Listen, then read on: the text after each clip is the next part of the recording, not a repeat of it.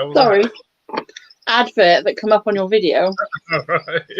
Didn't expect that. What is it? There you go. I had to mute the TV, but I didn't realise. So Rookie error.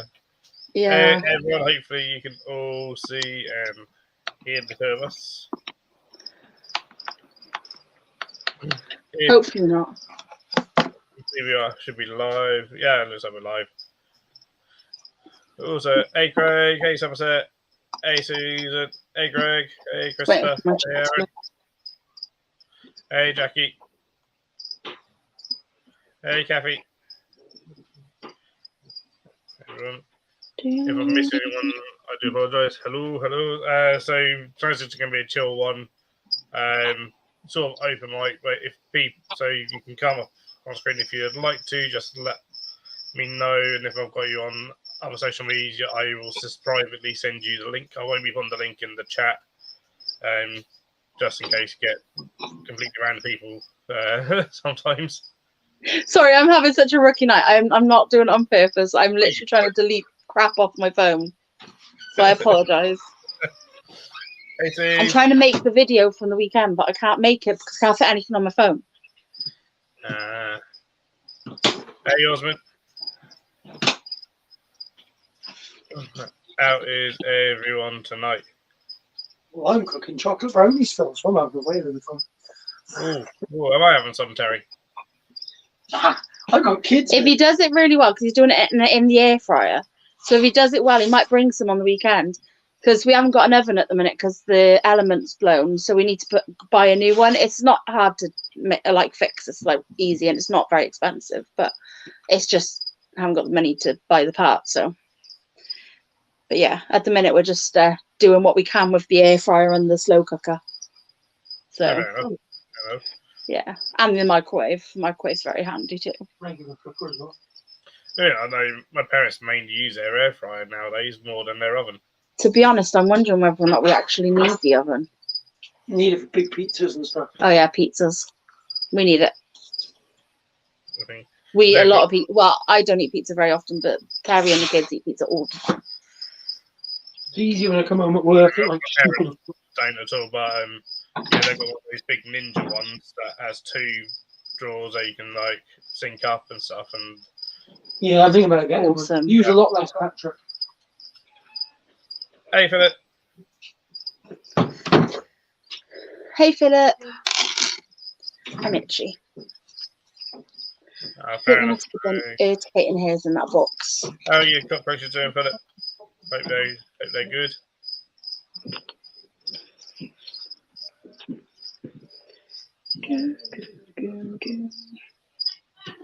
I'm a bit more awake this evening. I was absolutely shattered yesterday evening. Same. I slept most of the way home, and Terry's was moaning at me because I fell asleep. I was just like, but it was really hard work trying to get around there. I was tired.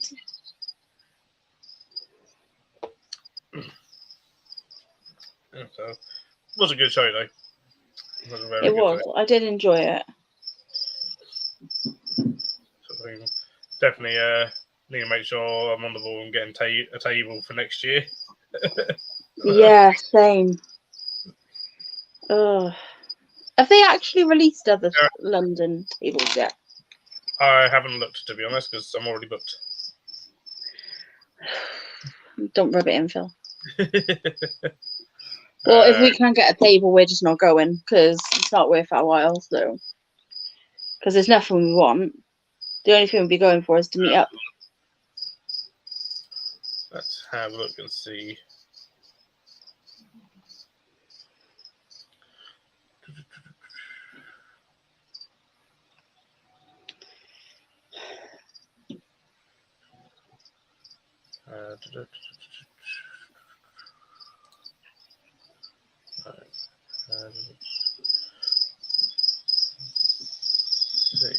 Got one. No. Where is the website gone? We've lost the website.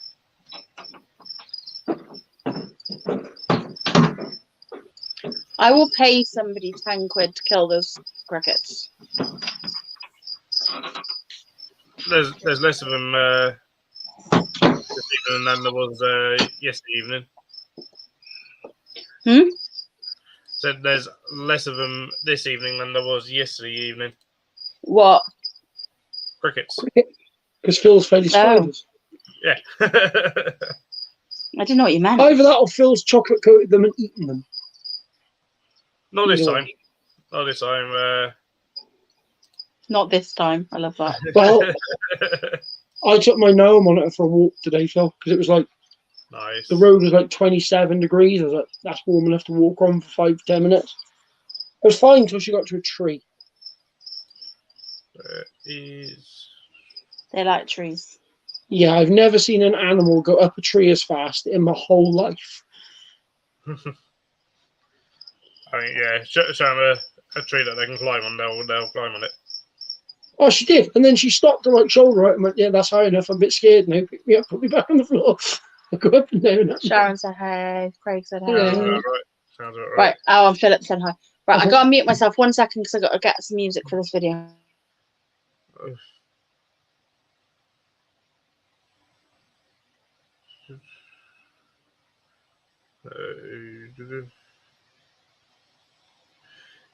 Yeah, that's right, Greg. I think you're right there about they've got a waiting list that they're working through. Hey, Harry.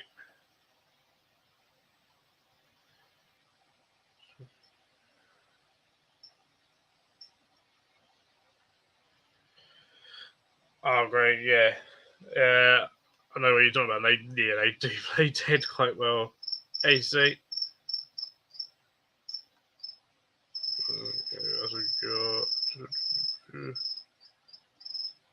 So I used to kept them a few years ago. They're pretty awesome though. Those just don't get bitten by them.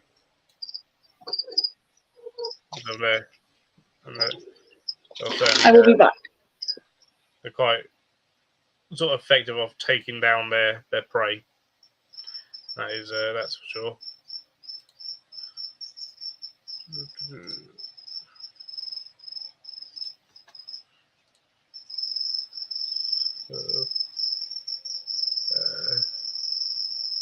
But yeah, for people that have just joined, if you'd like to join us on screen, kind of open mic a bit. Hey, Jeremy.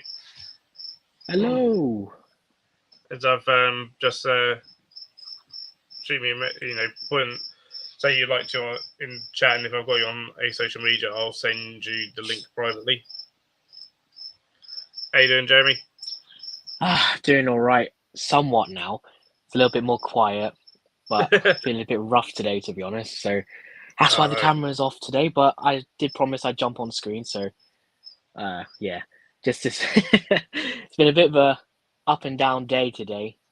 Thinking, oh yeah, wake up, gonna have the day off, and then work's calling me. Please, Jeremy, we need you to come in tomorrow. Please, please. I'm like, oh, okay, fine. One of those days. Yeah, it's been one of those days today. And then I ended up falling asleep at like 5 o'clock, so I didn't have time to clear up my room or anything. So that's another reason why the cam's off today. But yeah, good to be here. Haven't been on the stream for a while. No. We'll have to schedule in like an evening where you can be the guest for the evening. Oh yeah, sounds good. I've just been wanting to do more, but work's just been a bit of a headache. So, but yeah, glad to be on today. Yeah, no worries. So, how you been doing? Apart from kind of feeling a bit rough. Yeah, apart from today, it's been overall good. I've had a lot of successes recently, breeding wise and pairing wise. Like I've literally just taken a look inside one of my Hogla Maderiana. She's popped another egg sac, which is fantastic. Nice. So yeah, I've had a few successes with the Trues. I've had the recent one I mentioned on the stream yesterday, which was the Asian Opus, the egg sac. I got a bit excited. I'm supposed to leave the sac for about 2-ish months. But I got a bit excited and decided to cut it open, and then I saw little eggs, little nymphs in there. So I was like, "Oh yes, I cracked it." So I'm gonna leave the second sac from a different female because I've had 2 paired up. I'm gonna leave that one for maybe another 3 weeks, and then I'll open it, see if that makes a difference. And then, of course, the Midoriana, I've had 2 egg sacs hatch out, and yeah, that I'm pretty sure one of my females has had like 120 babies, which apparently is close to the record. Apparently, the record is 138. So Oh wow. for the first sack being 120, and she's popped another one bigger than the last one. That is pretty cool. Yeah, those are stunning. That is and then awesome. in total, I've got 138 right now from 2 different females. So that's exciting stuff. I will be bringing along, hopefully, some of those maybe to the Capital show if they're ready by then. If not, definitely BTS. There'll be some there. Jeremy's going to be a BTS spider millionaire. I hope so. I've got a lot of stuff planned to bring. I've got a lot of been growing a lot of stuff on. I've got a couple wandering spiders. I'll be bringing some red fangs and the gold fangs. The red fangs being the Peloctonus, and then the gold fangs being Cetenidae species Mantha Road. They were sold from Lee as Africatenus postillus, but talking to a couple German guys, they were saying that these are the Mantha Road, not an exact species identified as of yet. One of those sort of things. What you want to do, Yeah. though, Jeremy, you want to start breeding some emerald cockroaches and then like undercut Phil by like £2 just to really, really annoy him. That's the thing with my emerald colony. I've had I had started off with 13. I got 2 groups last year, and now I've only got I think 6 left. I'm not sure what's going wrong, if they're molting and eating each other. I'm not giving enough protein, or Yeah, I'm having an issue as well. I Yeah, can't ours figure it out. haven't exploded though. but I'm pretty sure I've got like 4 females and 1 male. So that's a decent ratio, better than my last ratio, which was 5 males and 1 female that died at subadult. Oh wow. Maybe you're not playing him enough heavy metal music like Phil does. That's Maybe it. you're that's the not trick. playing the metal. That's the secret. Mark's watching us on the telly. He said he'll kill the crickets for free. Don't worry about the tenner. Don't even get me started on crickets. I had a cricket I thought escaped, and turns out my Cupianus sale female was just being lazy and didn't eat the subadult male. Let the male mature out, and it was just chirping in my room like 3 in the morning. I was there like, no. Oh, I was like digging around my room and moving stuff out the way. I was like, I can hear this cricket, and then I see movement in her enclosure. I'm like, are you kidding me? She just sat there like, are you proud? I've got a pet. I think when I years ago, Clayton got in. I think they were called tobacco crickets. They looked like a brown cricket, but they were like nearly 4 inches long. Wow. Oh my god. Oh wow. But they were loud. They were loud. Yeah, I don't think I'll be keeping those if they ever came up. They were monstrous things. I was like, what the hell are they? I need those. Hey, John. It's like with the dragon-headed katydids, I want those so badly, and I know I can get a banana plant, but it's like, do I want to keep my sanity, or do I want to keep cool katydids? It's like, yeah, something like those guys. For me, it'd be like you need like an outbuilding. You keep them in the outbuilding. it's literally like the plan is to renovate the garage this year, or literally in the next month or so. I'm going to start clearing out my garage. It's a really big one, so I'm going to get racking all in there and have a space for those katydids. So like, but I don't know. I can kind of hear sound through the walls, so I don't know if Don't matter, neighbors Jeremy. will be too happy with that. Sanity's overrated. Yeah, but I keep Very everything in my overrated. bedroom, Terry. That's the only problem. I Everything's keep in my Lear bedroom. I keep Lear in my bedroom. She snores. Thanks. Now, Can't be worse than I mean, katydids, though. I have my Xylotrepes in my bedroom, so like when I've got adults and they're breeding, it's quite noisy in there. It's a combination of like 2021. I had a massive group of Florida katydids, and I had beetles. So it'd be the beetles flying in their box, and it'd be the katydids chirping at like 3 in the morning. Just sleep just didn't exist back then. It was a good thing I started late.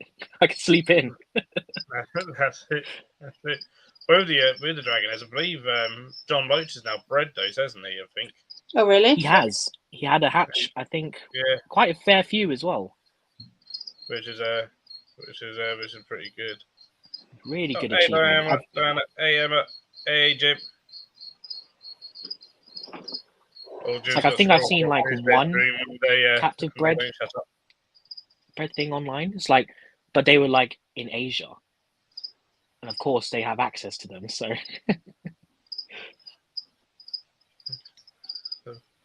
Okay, some katydids are very noisy. If you think crickets are noisy, some katydids are much noisier. oh god, don't even get me started. those Floridian ones were a nightmare. They All can night, be pretty noisy in the front. all night. As soon as the light goes off, all night. I'm like, oh my god. Really cool though, but like, yeah, they're pretty noisy. Oh, they were great. Bred them, gave them pretty much to Ben. I just didn't want them anymore. What's going on here? Oh, wrong one. She and Terry trying to play that game at Christmas. I wonder what was going on. I was like, that looks like me. What the hell's going on? What are me and Terry doing? Is that the one where you're trying to put it in the cup? You gotta like hook these little men and like put them in the circle like little sumo wrestlers, and you would tie it around your waist. Worst thing is, me and Phil were both sober, Yeah. and we still couldn't do it. So, Dad, as far as I'm aware, pretty much all the katydids are noisy. As far as I'm aware. Pretty much. Some louder than others. Yeah. There's those katydids that have been going around the S Grandis, those really big ones. Yeah. Oh my god. I I couldn't imagine owning them. Yeah, John was saying like they're pretty noisy. Oh my god. I've seen that video of that guy holding them and it's just making that like really loud. Oh god. I couldn't. I don't like collecting food plants either. That's why I stopped keeping phasmids. It's like... there is that issue. Oh, speaking of food plants, Phil, did you forget to pick something up off of me? Did you forget to give me something? No, I left it in the car. I thought I'd give that to Phil before he goes. And then I was like, and then you were gone. Phil was gone.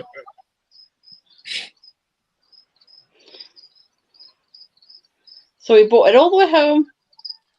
Had a day trip. Oh, it's all right. I'll give you some next time. I'm gutted I couldn't make to the show though. It looked amazing. It was chocker. It was a busy show, and the venue was a nice venue. It was carpeted as well. Yeah, I noticed like the carpeting, and then I don't know if it was with the black and the starry stuff. The starry stuff in the back. I don't know if that was like left over, but still, it looked really nice. Rather than just like typical basketball hall and all that. Yeah, it made it look nicer than just a sports hall. Yeah, that's what I'm hoping. It was nice and warm as well. Now, having like backgrounds and stuff. I was like, what is this? What's going on? This is almost like an IHS show. What's going on? Yeah, the spacing's nice. The inside and out. Gaps between the tables look good, which is again another good thing about the shows. Past couple of shows this year so far. Unless you're on a table, Jeremy, then it's not such a good thing. So yeah, I barely got a table at this show, the Capital show coming up. I barely got a table there. Yeah, we didn't get one. We're hoping that they still bring out some more because they've changed venue. We've got BTS, haven't we? 30 minutes from me this show, so. You're like a one. Yeah, I'm going to be able to sleep in. Yay. Nice one. But I had a look at the venue. The venue looks massive. Yeah. Oh, really? It looks big. If it's the right one I'm looking at, it looks big. So hopefully they'll have a few more tables. I don't think I'll get another one though, because I'm going to save most of the stock for the BTS. Plus, I don't know how busy this show will be. Yeah, great. Nice venue. Carpet difficult for wheelchairs, but it was a busy show. definitely one of the best raffles I've ever run. So many generous people. I met the man who beat him to breeding Rotans too. Oh. Ooh. Yeah, and I saw all of you guys picking up true spiders with sacks. Of course, when I'm there, all the true spiders get. Well, I'm not there. Sorry. It's always Sod's Law, though, isn't it? Yeah, you don't go to one, then you know there's going to be stuff that you really, really want there, and you're like, oh my god, I miss out all the good stuff or whatever. And so Every okay? time, man. I spent Every most time. of the day behind the stall of Venomous Visions, helping Tony out. Yeah, he helped Tony Oh, more that's than he great. helped his parents. I spent more time behind his stand than I did my own. I just look forward to telling his mum. His mum's gonna tell him off. It'll be funny. That was actually nice. Oh, damn it. Beat He you to it. won. He did. He beat me to it. You're a poo. Sort of thing. But yeah, spend most of the day sexing millipedes for people. I'm so Yeah, 'cause glad it's just that I Tony. just It's just realised what Tony you and his said. wife now, isn't it? Because Grant, I think Grant's moved on to other endeavors now, right? Yeah, he doesn't do it. He had Ben helping him out as well. Oh, okay, that's good. So yeah, Ben down at the sort of the centipede and scorpion end. And then you and And I always forget her name. Excuse me. So do I. I was like, I spoke to her so many times, and it's like, oh crap. Name escapes me.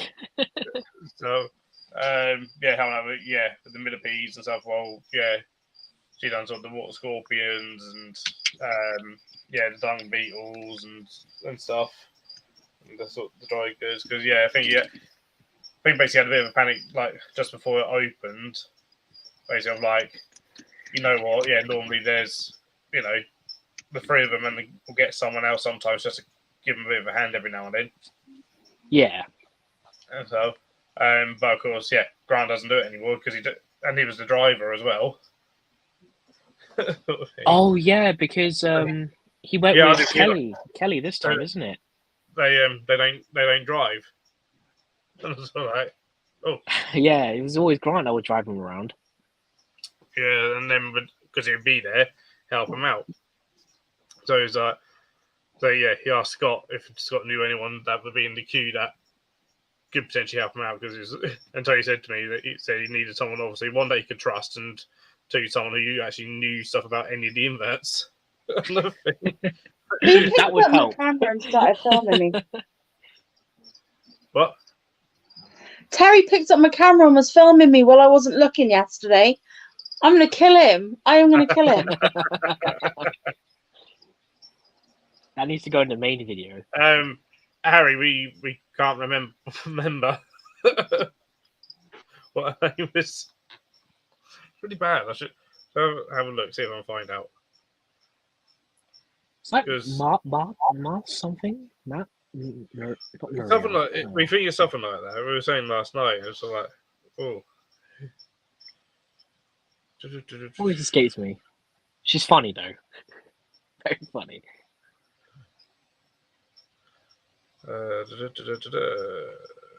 Oh yeah, well chuffed. Just pulled out the larger female, which is surprising. She was the last one to have the babies come off her back, and she's already popped another one. Oh wow! And it's a big one again, so hopefully the same amount. I'm holding back maybe like 30 individuals, and then I'm going to be raising those all up. The rest will be looking for homes, and that's cool. That's cool.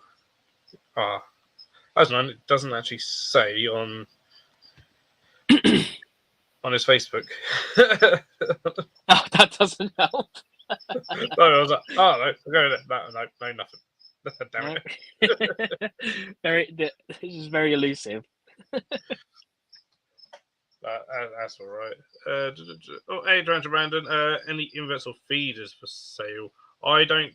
I sell at shows. I don't post out because my post office are inept, and they get confused when you ask for a stamp or ask for a pack of stamps. They get really confused. They got confused today. You went in.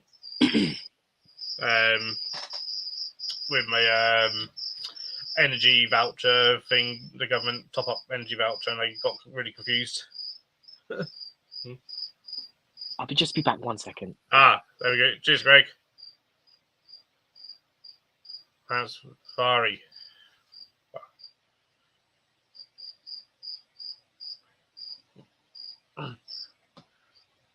Well, sort of close, but not close with the pronunciation.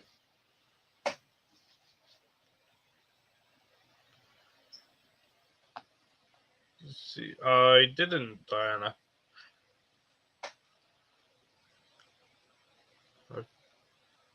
So yeah, Brandon, I sell a few inverts at some of the shows. So things like metallic emerald cockroaches that I breed,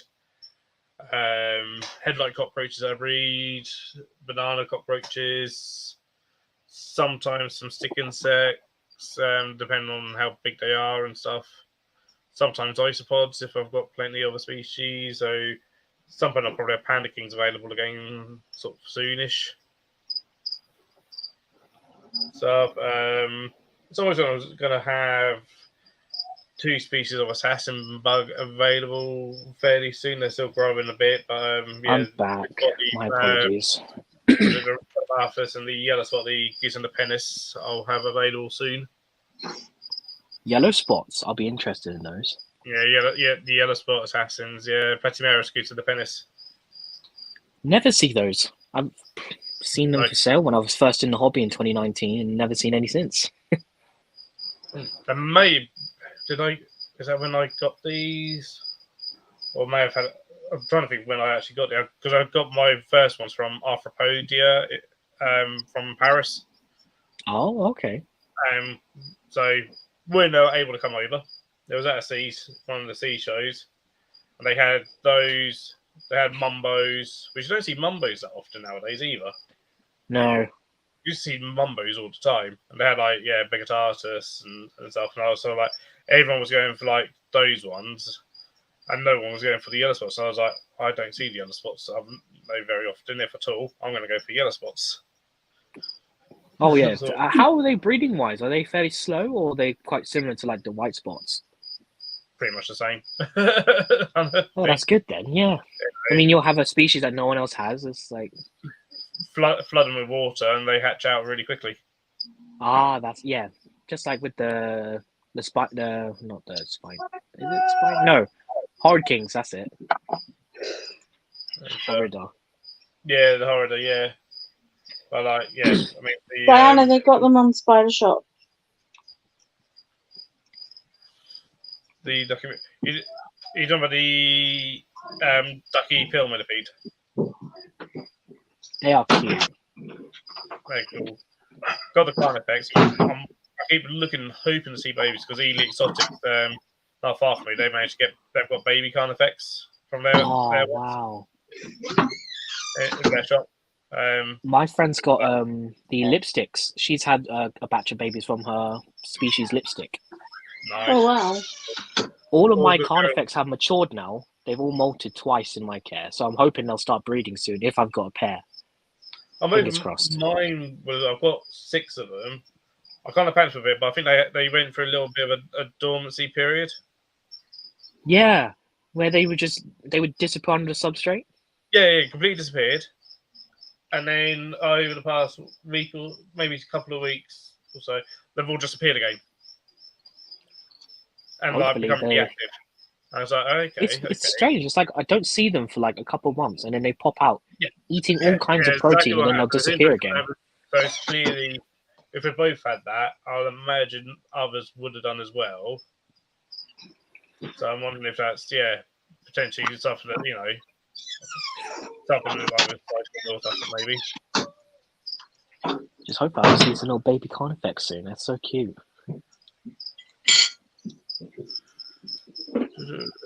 Oh, great guys, what's reading. That doesn't matter if it's not major. Nice. It's awesome. Hey, Greg, some people struggle to breed them, so to get white spots to breed. We have now been joined by Tomato Ketchup.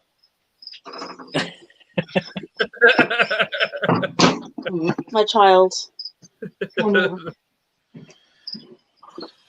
Oh, Harry got a Coronato yesterday. Oh, those are cute. Yeah, cool. Really active. And it's funny, when they sleep, they'll dig a little ditch in the sand Yeah. or like substrate, and they'll just like lie flat Yeah. and spread the legs out, and they'll just lie there. So, and they eat basically anything. Oh, they are not fussy. I remember because I found out mine off Clayton a few years ago, and like obviously he does with a lot of reptiles and stuff. So he was like, any dead gecko, he was spawning dead geckos with them, and they were just clearing it up. Sorry. And so I've given mine pinkies. And they'll eat the whole thing. Yeah, it just disappears.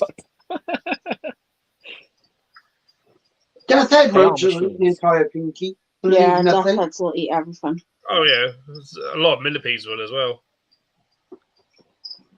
You'd be surprised at how protein hungry they can be. And a lot of things, yeah.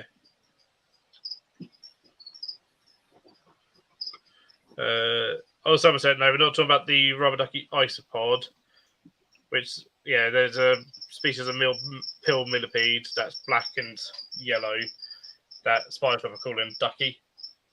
Well, a few people call ducky, which can confuse a lot of people because then people think it's a rubber ducky isopod when it's not. They are cool though. If the rubber duckies were a £10 a piece, Oh my god! my god, I'd have a huge super colony at this point. I'd be buying them all. Yes, all right. Me and you would just be standing at the spider shop stand, just picking through the substrates and putting them in the box. These all. I need to get some duckies I again. can't believe Phil didn't buy any of those the isopod toys they had at the show yesterday. I was very tempted, but I think they'll be there next weekend, and I'll have more money, so I might end up getting some more isopod toys. Yeah, I'll have some more money, Phil, because remember yesterday I said I might have a booking for the Easter holidays. Yeah. Yeah, they wanted it like Thursday and Thursday when I'm working, so I said I can't do those days because I'm already booked. So she's now got me doing it on Saturday, as in this Saturday. Then we all go to the entomological show on Sunday. And then we're working again And Monday. then I'm working again in the same place on Monday. Oh, nice. Oof. Bit of a busy Busy, weekend. busy. Yep. But that's what you want. Mm-hmm. That's definitely good. So, yeah, Sure, the sir. Jeremy, so it's, the sound called Rebel Regis. They mainly do raw pythons, but they don't sell any at the shows. But at the shows, the IHS ones, they do like hooks and stuff and throwing stickers and things like that. And then they started doing some jewelry. But they've started doing some of the invert shows with various bits of jewelry. But yesterday they had a load of the Bandai isopod toys. They were so cool. Well, So- how much were they? I'll get mine. Between 10 and 50. 50? No, the bigger ones are only 20 quid. There were some that were more expensive. The Yeah. like, metallic There were ones. different ones. I like the Oh, okay.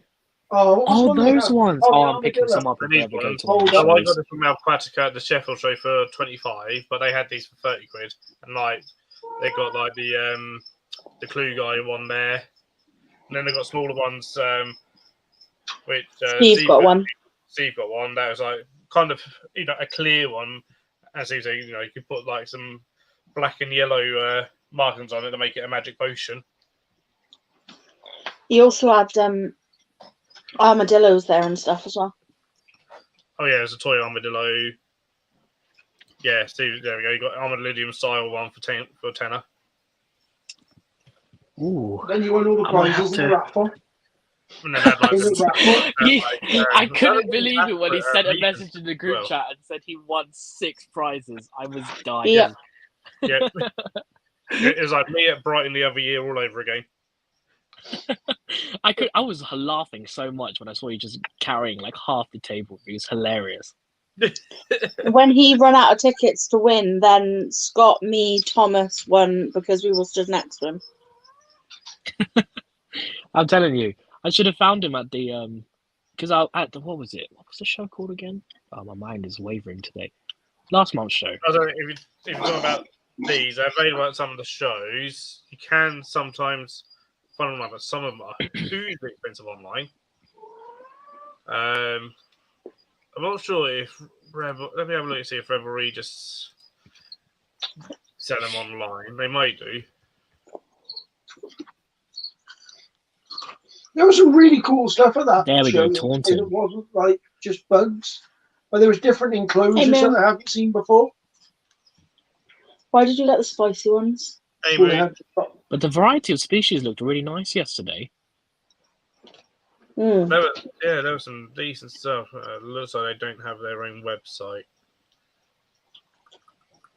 So it might be a case of just that. It's just getting how many empty stalls there were. Oh, yeah, blue. There was a couple of really? empty stalls, like, oh, we could have had that table. Mm. But never mind.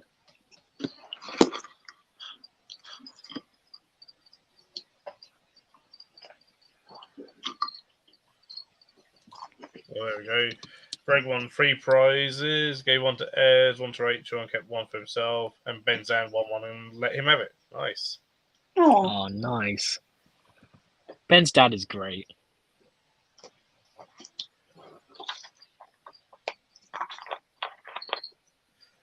Rebel Regis.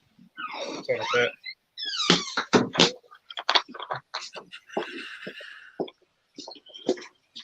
So what's enough for? they may be at the entomology show on Sunday, possibly, but that's up near Newark, which I'm Yeah. guessing is going to be a bit far for you because if the name is Somerset, suppose I'm guessing you are in Somerset and you're not doing an out of Canada on us. I mean, it is a good entomological show, but that is a long way to travel. It's a long way Yeah. to Yeah, travel. it's 4 hours on the train for me, and half the journey is buses. But to be Yeah. fair, though, right, it is worth it just for the breakfast. It's a bloody good breakfast. I'm kind of expecting to make you jealous on the weekend, Jerry, because I think there's going to be quite a few trees there. I think. Oh, for there will God's be. There was sake. last one. Because I think, Keep missing out on all these tunes. I think Jenny's got a table. I think she's got a table there, Oh, she does. She'll be bringing some nice species. sort of thing. I've forgotten the guy's name who I got my fasciatus from. Oh, Stephen. That's it, Greg, Newark. Yes, yeah, I think it's him. William Stephen Turner. I believe so. Yeah, Has he got a table at the show? I don't know, but I think it was him that. I'm pretty sure it was him that had table last time that I got the fasciatus, which is still awesome. I'm so stunning that fasciatus. Oh, they're beautiful, aren't they? It's more If he's at the show, that'll be surprising because he said he was leaving the hobby a couple months back, selling off his collection. But if he heads to the show, that'll be cool to see. I will let you know. Yeah, yeah, Definitely, if you guys are going to the show, bit north stop by of Newark, Jenny's yeah. table. She is the best. Oh, She's listen. lovely. I'm There pretty was sure a lot of I saw it. stick insects last time we went as well. A lot of phasmas. A lot of phasmas. What's nice about this one? So it's in Ollerton, which is just north of Newark. It's a lot of dead stock there because it's an entomology show. But what you get is sometimes the odd breeder who doesn't do tables at some of the other shows. Yeah. And Yeah, they'll you get bring- those hidden gems, They the hidden sometimes, gem breeders. That's it. Literally, they'll do perhaps the odd little show here and there because they've only ever, they have enough stuff for maybe a table, once a year or whatever. What was that guy last year? He had an entire table of nothing but curly hairs. Really Yeah, nice ones. Was as that well. shit? Was that show? Yeah, that was that show. He had like an entire table of Curly hairs. Yeah, big ones. Curly's are us. They were quite cheap as well, weren't they, Jerry? They were like some of them like a big adult male was like 15 quid, and then like a big female was like 20 quid. It was like really, really cheap. So if You anybody can't go wrong wants with to curly start hair. a project, They'll have to beat me to the table because I'll be there first. no, you won't. Oh well. Terry's I going think to start they're releasing overtaking the hobby with tomorrow, curly hairs. I think I saw. There's been some last minute bookings. Yeah, there has. Totally not me. I was about to say, you one of them. Are you causing the problems again? No, I booked it, but I hadn't the foreman gone through, so I had to deal with that. Fair enough. Hey, Andy. So, but yeah, sometimes like shows like you can get some decent bargains that you just don't see. And it might I'm back now. because this time it won't be competing with the IHS show because for years it was on the same day as Donny. As especially within an hour of it. Oh yeah, I remember last year Scott went to both in one day, didn't he? Yeah. That's it.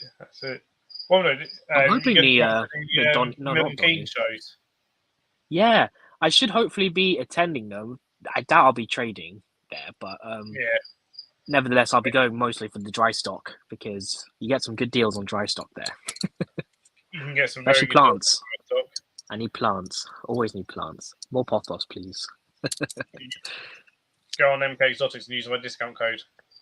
Oh yes, I need to do that at some point. I need to buy more pothos because I'm getting a lot of huntsmen now, and just seeing at night the Lanula. I put one large pothos piece in one of my Lanulas, and she'll sit curled up on that plant every night without fail. She'll sit there, and it's the best thing to see. Because just seeing huntsmen just do their natural behavior, just perched up on a leaf or waiting for prey to walk by, it's just so satisfying. It's see, isn't it? It's great, honestly. When I can't sleep, I'm just staring into my huntsman tanks, and they're just looking at me like, "Who are you? What are you looking at?" Jeremy, I had a look today, and I noticed I at least have a couple of brood from my Venator. Oh no way! I saw some little white things kind of doing slight wiggles. I was like, oh! I think the eggs are hatching. Oh, fantastic! Brood. Congratulations, dude. My brood pile is huge now. It's about, I think, 20 odd larvae. So hopefully, they'll go right. And then I watched one pop out into the outworld and take down a cricket earlier. So. It's so funny watching them take down prey because they can just tumble and turn over. It's hilarious. Oh, they do. I'm yet to catch it. Actually, be able to film it because it happens so quickly. Sometimes. So quick, and if they notice any movement from the outside, they'll look at you. Yeah. They just turn around. Look at you. I'm not going to fall for you. And they'll wiggle their their abdomen. They'll shake it and they'll twitch their antennae, staring at you. It's like, I know you see me. Carry on, good sir. Oh, good madam. Carry on. You can carry on eating. I'm not going to disturb you. I promise. Right. I'm going to jump off for a few minutes. I'll come back if I feel any better, but I feel a bit sick, so I'm going to jump off. No worries, Leah. Hope you get better soon. Thank you. Bye. Bye. So, IHS should be good. Certainly, should be a much better venue than last year. So, you was mentioning a couple of the downsides to the venue, especially the fact that they didn't put up signs for the second hall first time around.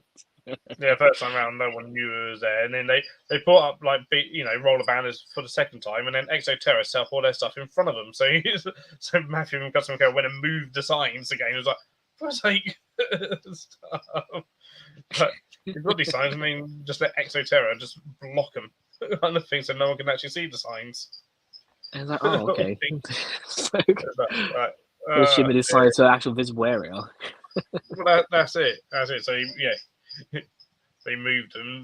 It was a bit better, but it was just sort of just wasn't a suitable venue really. It was just a big nightclub.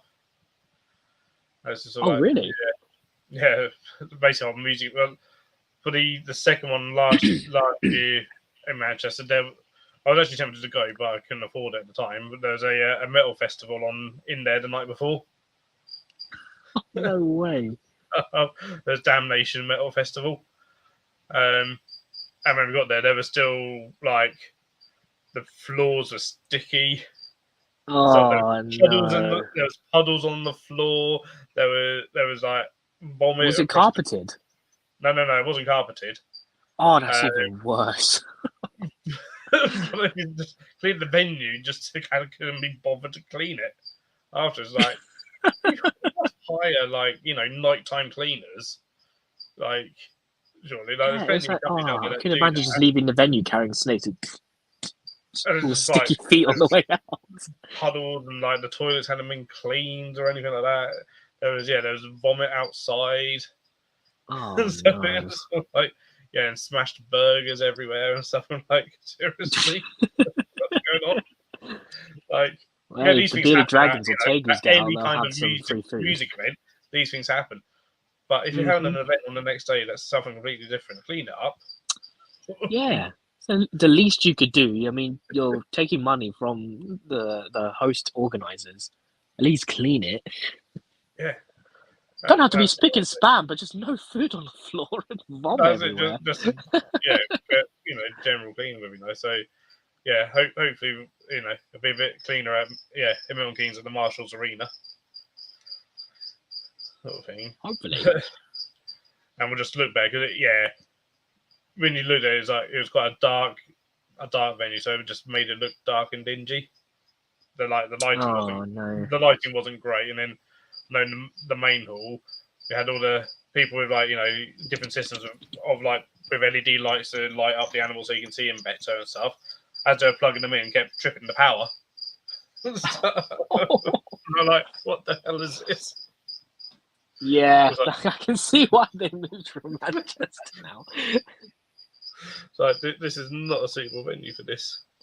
I mean, it would be interesting to see the difference in numbers because people flock to Donny, but a lot of people from the south can't make good Donny. Numbers of people there. There were still decent, a decent number of people there. And it's probably on par with Donny in terms of people turning up. Actual numbers turn. Yeah, but it would be interesting to see like Milton Keynes numbers because a lot of people in the south always complain, I can't get to Donny and stuff like that. So it'd be interesting to see how many people actually turn up to the Milton Keynes show. Now that it's closer, they have no excuse now. Well, that's it. You'll just get people from, more up north being like, I'm not going to travel all the way down there for it. Like, we get our turn now. Yes. I think it's an hour something train for me, so I can't complain. And it's like, what, half hour, 40-minute drive for me. So it's like, lay-in. Oh, perfect. It's a lay-in. It's like, I'd rather do an hour train journey than a 3-hour car ride again. Oh, that was terrible. Worth it though. It was good. Like the last show for me was the last Donny show. But that was good. Really enjoyed it. Spacious and a lot of stuff to look at. I don't even think I looked at all the tables because there were so many. Yeah, lots of things. And again, it was one of those, especially for invert, sometimes just finding random stalls with some inverts on that would be like, with the lemon blues. Your lemon blues. Like, I even double checked with the guy that, is this the right price? He's like, and he was like, yeah, no, I'm having to pay that for him. Here you go. What, you think it's big expensive? Oh, yeah, just, I'll give you 80 for them. How does that sound? I know. Imagine. How are they doing though? Have you had any extra broods from them, or are they still a little bit slowish? They're slow, but every now and then I'll see new Menkei in there and stuff, and the last ones from the last lot, see them getting a little bit bigger and showing the sort of more of the colours and stuff. So that's good. So my Shiro series have exploded. Oh, nice. I've probably got about maybe 60 individuals now. It's ridiculous. I need to upgrade them soon. Nice. Then obviously I was looking at those Taunton on Micro Exotics. I was like, oh, mate, they're another one that's like just a really nice species. They're active and they breed quick as well, so it's a win-win. It's like the white sharks, but you can actually see them rather than the white sharks that stay underground the whole time. I think Steve's now got young white sharks from his lot, which is cool. They're another one that's on the list at some point. Sort of thing. I highly recommend them, but be prepared to never see them. They're very surreal. They're like a very expensive dwarf white, but have a bit of orange and brown on them. I mean, that's it. I mean, I'm used to tubs of dirt. I've got my beetle larvae. Yeah, that's true. Sort of thing. Or like my giant atlas larvae that are still going strong. Oh, that's good. How are they? Still L2s, or are they reaching that L3 size now? I need to double check their sort of size of head, but they're bloody massive. Oh, I hope you can produce some like massive major males. That'd be nice. That'd be nice if I can. I haven't sexed them yet because it's like, well, sexed one. One I'm pretty sure is female, but trying to sex them, they're so aggressively trying to bite you. Yeah, they're really nippy. I'd rather not take a crunch from something that can crack through wood. So with ease. Well, I'll grab one of them because they're getting huge. Oh, that's so cool. I think I missed a comment from Steve. Steve, no, I'm not working this weekend. Touch wood. Touch wood, they don't ask me to do a bank shift this weekend. There you go. Oh my god, yeah, they're huge. I mean, it's not far off a year's growth. That is very impressive for a year. I'm like, and everything about it was like, kind of roughly 2.5 years or whatever to rear up. I was like, these are getting big quickly. They're all about that sort of size as well. You're going to get some big individuals if they're growing that quickly in a year's time. So I'm really hoping I get at least hopefully one really nice male. Hopefully. Are you going to leave the pupa in their pupal cell, or would you try to hatch them out? And what's that green stuff that all the beetle breeders use? The floral foam. Yeah, that's the stuff. I'm in two minds.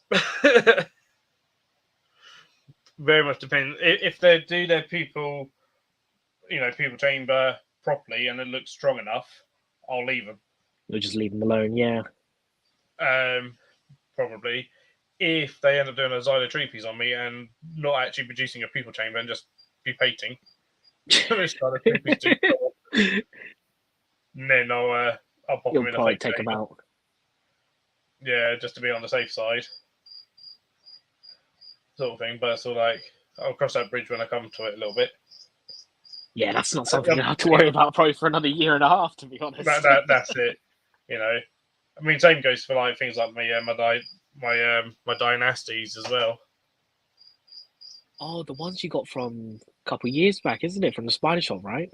I've got Dynasties Hercules, Dynasties Titus, and Dynasties Satanus. Oh, Satanus! Oh my god! I just remember when the spider shop got that pair in, and I was sitting there at work, umming and ahhing, and I was like, I can't realistically breed these because I don't have space for 50-litre tub in my bedroom. So I got larvae from the Satanus from Insect Farm. Oh, they had them in. They did BTS last year. BTS last year. I don't even think I passed by their table. I missed out on quite a few tables, to be fair. Satanus or L1 Satanus for like, I don't know, 12 quid. Oh my god, that's a bargain. Maybe 15. Maybe it's either 12 or 15. 12.50 is still a good price for them. It is that. Yes, please. It's just the time commitment. I know. It is that. 3 years. It is the only thing with the larger beetles. It's like, you buy a source and grub, and then it takes forever. And then if you only have a few, and you end up, or even like, and I've done this before, like with like Megasoma. Was it Megasoma? I think it might have been Eliphaz maybe. Had a sex pair of larvae. Oh yeah. And they pupated at different times to each other. Oh And no! I lost the male before the female had actually even started pupating, and I was like, no. Oh my god! And all oh my, see, that's the thing with beetle larvae. It's so frustrating sometimes. You spend so much time at substrate because they eat a lot. A lot of sometimes I spent like over 2 years rearing them as well. I don't think. Oh man! See, that's the thing. I don't know how like the Japanese do it, because they just have beetles popping out of the It's wazoo. cheap. It's cheap over there. I was speaking to a guy at the AES show last year.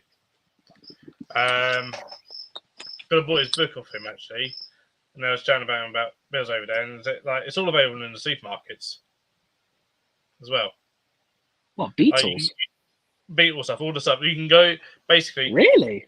You can go to their equivalent of Tesco, Sainsbury's, whatever, and they've got higher quality flake soil than you'll get in Europe for about £2 for like 10 litres of it.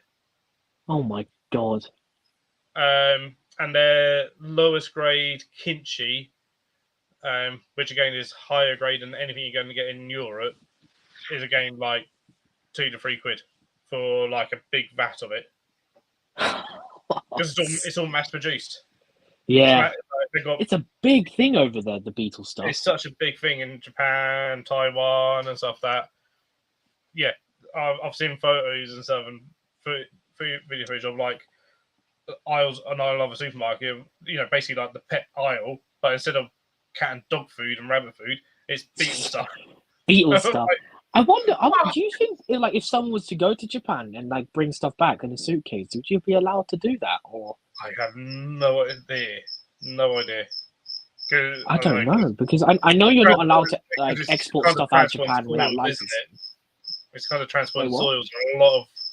Oh yeah, true. The temperature fluctuations and all that may spoil it. Yeah. I know years ago. That's a shame. There was a shot. I don't think they're around anymore. Rhino Beetle UK. They brought in like this like supplement thing. All right. In Japan. I never tried it because it seemed quite expensive, and I was like, I don't know what's in this. That's true. And but they were kind of importing a few different things from Japan. That would be a nice endeavor to go into at some point. Importing beetle supplies from Japan, because I think people will flock to that.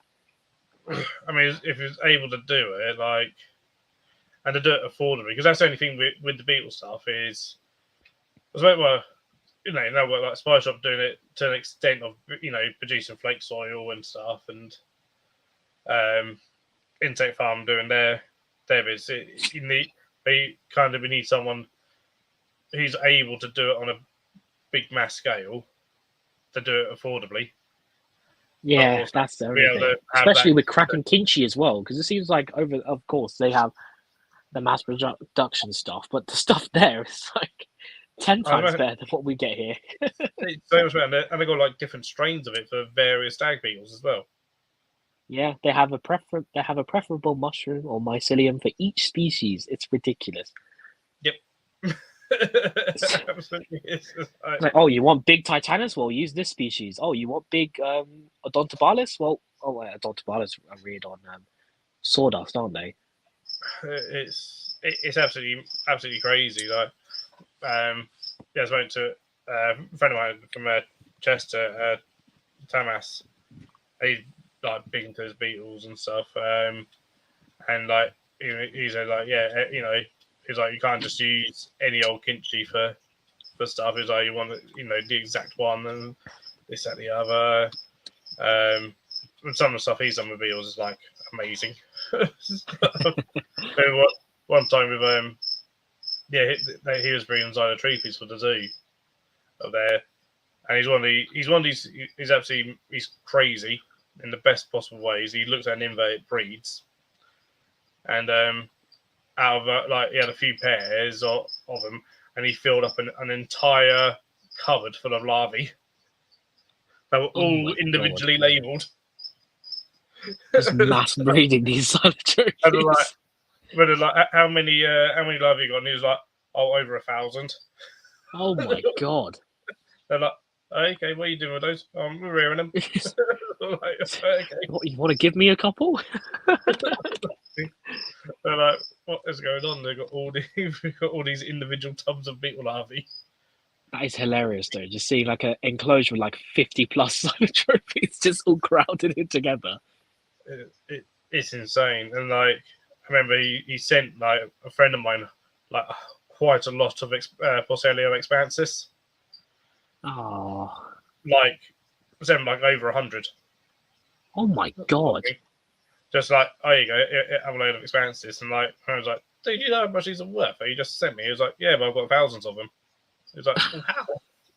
Everyone seems to struggle with them. He was like, oh, I popped over to Spain, looked at them in the wild, and he was like, they eat algae for moss. So I started giving them algae-fied moss. And like, where the hell are you getting algae-fied moss from? Yeah, that's the question I want to know. Where it's like when Curtis started selling this cow stuff, like, where the heck do you get this stuff from? I know. It's amazing stuff, though. Oh yeah, but the Shiro Utsuri love it. I've got it in all the Kibara. Actually, I need to stick it in with another Kibara species that I haven't announced I've got. Oh. It's not a hugely exciting one, but basically I got. Oh. It's a nice one, but it's not like it's not one of the big ones. It's still any Kibaris people get excited over, to be honest. If it's got Kibaris or Marinella slapped on it, everyone loves it. I don't. The red Diablos yesterday. Oh. I want to take macro shots of those so badly. I wouldn't even want to buy them just for the owning them. I just want to take a photo of one. I purposely kept stopping myself from actually just asking if I could look at the tub. I was like, dude, you should have. I should have done, but I would have been too tempted, and I don't have the money for them at the moment. Credit card. At least if I just seeing a sign, just seeing a label saying that they're there, that was like, oh my god, I'm that bit closer to them. But 300 though is crazy. They are up there, aren't they? But they're one of those. It's because they're so new in the hobby. It's like they're so new. And I've seen some of the Marinella, like Ember B, the Tricolor, Scarlet. I've seen some of them for sale, and seeing how people have had them for like a month or two, and they're already getting Mankart, and a lot as well. The price in about a year or two are going to like shoot down. It'll come down, yeah. And it's like with anything, it's just because they're still fairly new to the UK. They are that little bit, a little bit more tricky than other isopods. Yeah. But speaking to the guy who's like, he's like, if you keep Kibaras, you can keep these guys. Pretty much, like they look fairly simple. Like I know a breeder in France, he's got loads of Ember Bees. More humid than other species, like Kibaras. He said he hasn't yet done like a live planted setup with them, but is it like Nicola on the Iceball group who's got like live planted setups with her like red Diablos and Scarlets and stuff, and they're like quite active and day active and stuff. So I was like, that would be quite nice. Those would be nice display species when the price comes down. When the price comes down a bit more. Oh god, I couldn't imagine finding one dead. I'd actually cry. Great to join in. To be honest, Diana, I'm not sure how long the stream will go on. It'll go on until we finish. It won't be a late one though. Yeah. I've got work tomorrow. I don't want to go to work. I've got work tomorrow as well. They promised me off till Thursday. Then they asked me to work on Thursday, and I agreed to do so. And then I wake up this morning, and my boss calls me saying, "Can you work tomorrow?" I'm like, "Why?" It's like, "I'm short-staffed. Please." I'm like, "Okay, fine. You're already doing me a favor, giving me some days off." So I was planning to start deciding what species to bring to the capital show because I've only got the one table. I don't want to bring too much, so I'm trying to think what to bring. But I think I'm going to bring at least five different species of shrews, a couple roaches. I might bring some pink dragons, the Desmoxites. Maybe have tubs of 2. Nice. Maybe, because I am not digging around and getting cyanide on my hands, so Why not? I'm just gonna have them potted up, ready to go. And then I'll have a few odds and ends tarantulas on there, and I might bring like a couple, like, because I've got some curly hairs and some LPs. I might just stick them in a corner, and if a little kid wants a first tarantula, I'll just give it to them for free. I'll have it on the label, just take it. It's like you'll enjoy it more than I will. So yeah, I mean they're nice tarantulas. I think I'll always have a curly hair and an LP in my collection. yeah, I mean I've got the sexed one now, so I've got a sexed curly hair, so I'm just gonna keep that one, and then Nice. I think I've got one more. I've got 2 LPs. I don't need 2 LPs, so Yeah, no, I mean, yeah, last year at BTS, I took like a couple of LPs to sell, just cheaply, just because I had like 5 LPs. I was like, I don't need 5. They're mystery boxes. So, at the box standard LP, always in the boxes. Actually, no, none of these came in mystery boxes. These ones. Oh, really? No, these are all ones I've been like rearing up from Sling. So some of them are just gifted to me, by people, whatever. Yeah. And stuff. But it's got to where I've still got 3. Well, I've got 4 LPs. One is a Sling, and then 3 that are 2 that are mature males, but they've been mature males for about 2 years. Oh, wow. And I'm not breeding LPs, so I'm not dealing with 1,000 Slings. If you communal raise them, I mean, you'll knock the numbers down by at least a quarter. By a bit, still have like 600. It's still like, although I'm having having a table at most of the shows, just having a bunch of LPs is sort of like, yeah, these are never. It's the last thing you need. It takes so long to actually shift. Yeah, they will shift eventually, but the time you need to put into them, it's just that's it. So it's just like, yeah, no. Whereas I'm gonna pair up my Hamori. Ooh. Sort of thing. Which wasn't a planned one, but I got 2, and one of them is a rehomed one that I took from someone who couldn't look after it anymore, and it matured out male. So I was like, oh, well, I've got a mature male. I might as well have a go. Yeah, give it a go. Why not? As of at least Hamori, like, again, fairly basic, but at least people, a lot of people still love Hamoris. But the thing is, with the Hamori, not many people are breeding them apart from like Christoph and a couple of hobby breeders. A lot of the stuff that's brought in are the adults from Mexico.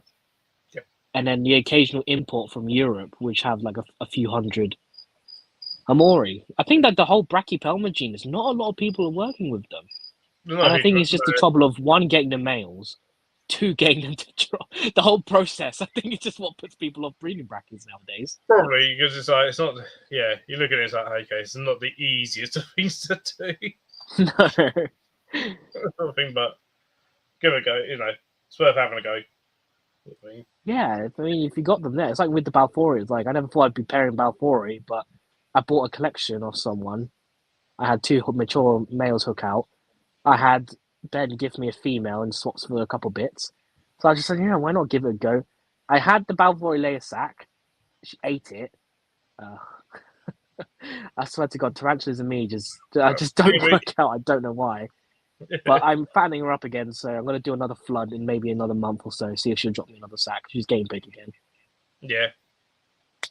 That'd be cool. Emma, if he's after rhino beetle larvae, look at Xylotrepes Gideon.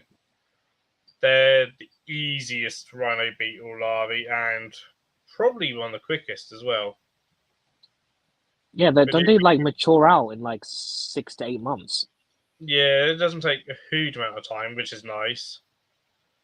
Okay, so, somewhere along like, don't go for Dynasties, Calcosoma, or anything like that, because you'll be waiting years. As much as it's very tempting to do so, don't do it. Especially if it's your boy, because he'll lose interest in looking at a box of dirt for 2 years. So, if you missed it, Emma, if I can find it again in here, this is a larvae that I bred myself, Calcosoma Caucasus. That's like a year's growth on it, and I've probably still got another 1.5 years before it starts pupating. Oh my gosh! And in that Yeah, time, it's I mean, it eats a lot, but it's not a huge amount. I've used both my own flake soil, which I need to make more of, as well as Spider Shop flake soil. Spider Shop's one's actually of really good quality though. It is pretty good. It is pretty good. Like you can just tell by the smell. Like that's kind of weird, but I've bought a lot of different kinds of flake soil over the years, and I found that the lesser quality stuff doesn't have like that distinctive flake soil smell.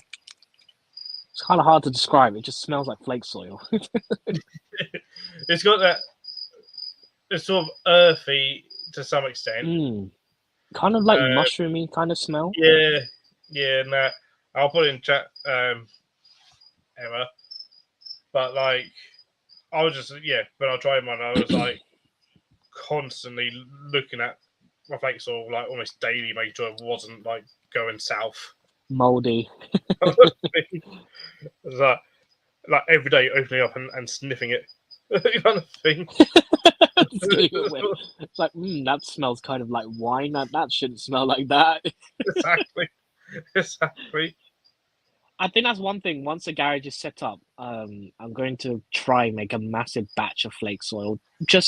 I know I always say it like when we talk, but I just can't be bothered to make it. But with the garage, at least I don't have to think about it. I'll just make it and leave it in a corner for a few months and see what happens. It is, it was quite fun to do, and like filmed in the recipe I use Richard's Inverts recipe for it, because that seemed like without any of the other additives sort of thing. Like the first batch was like, okay, this seems fairly simple and easy to understand, his recipe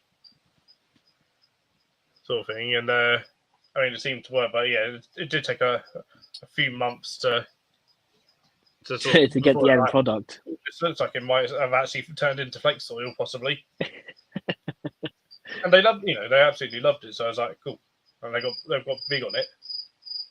Yeah, it's just it's the price of buying flake soil. I need to stop making my own. It was mainly because I know you need to keep it somewhat warm, and I don't have space in my bedroom. My bedroom's quite tiny, so I just didn't have the space for a big vat of flake soil on my floor. I don't think I'd be able to walk around if I did that. Emma, in terms of like rearing up like Rhino beetle larvae, just use flake soil. Hey, sure. Yeah, flake soil. Just leave them alone. Literally, just leave them alone. That's the main thing. Yep. Don't touch them. Don't dig them up. Just let them be.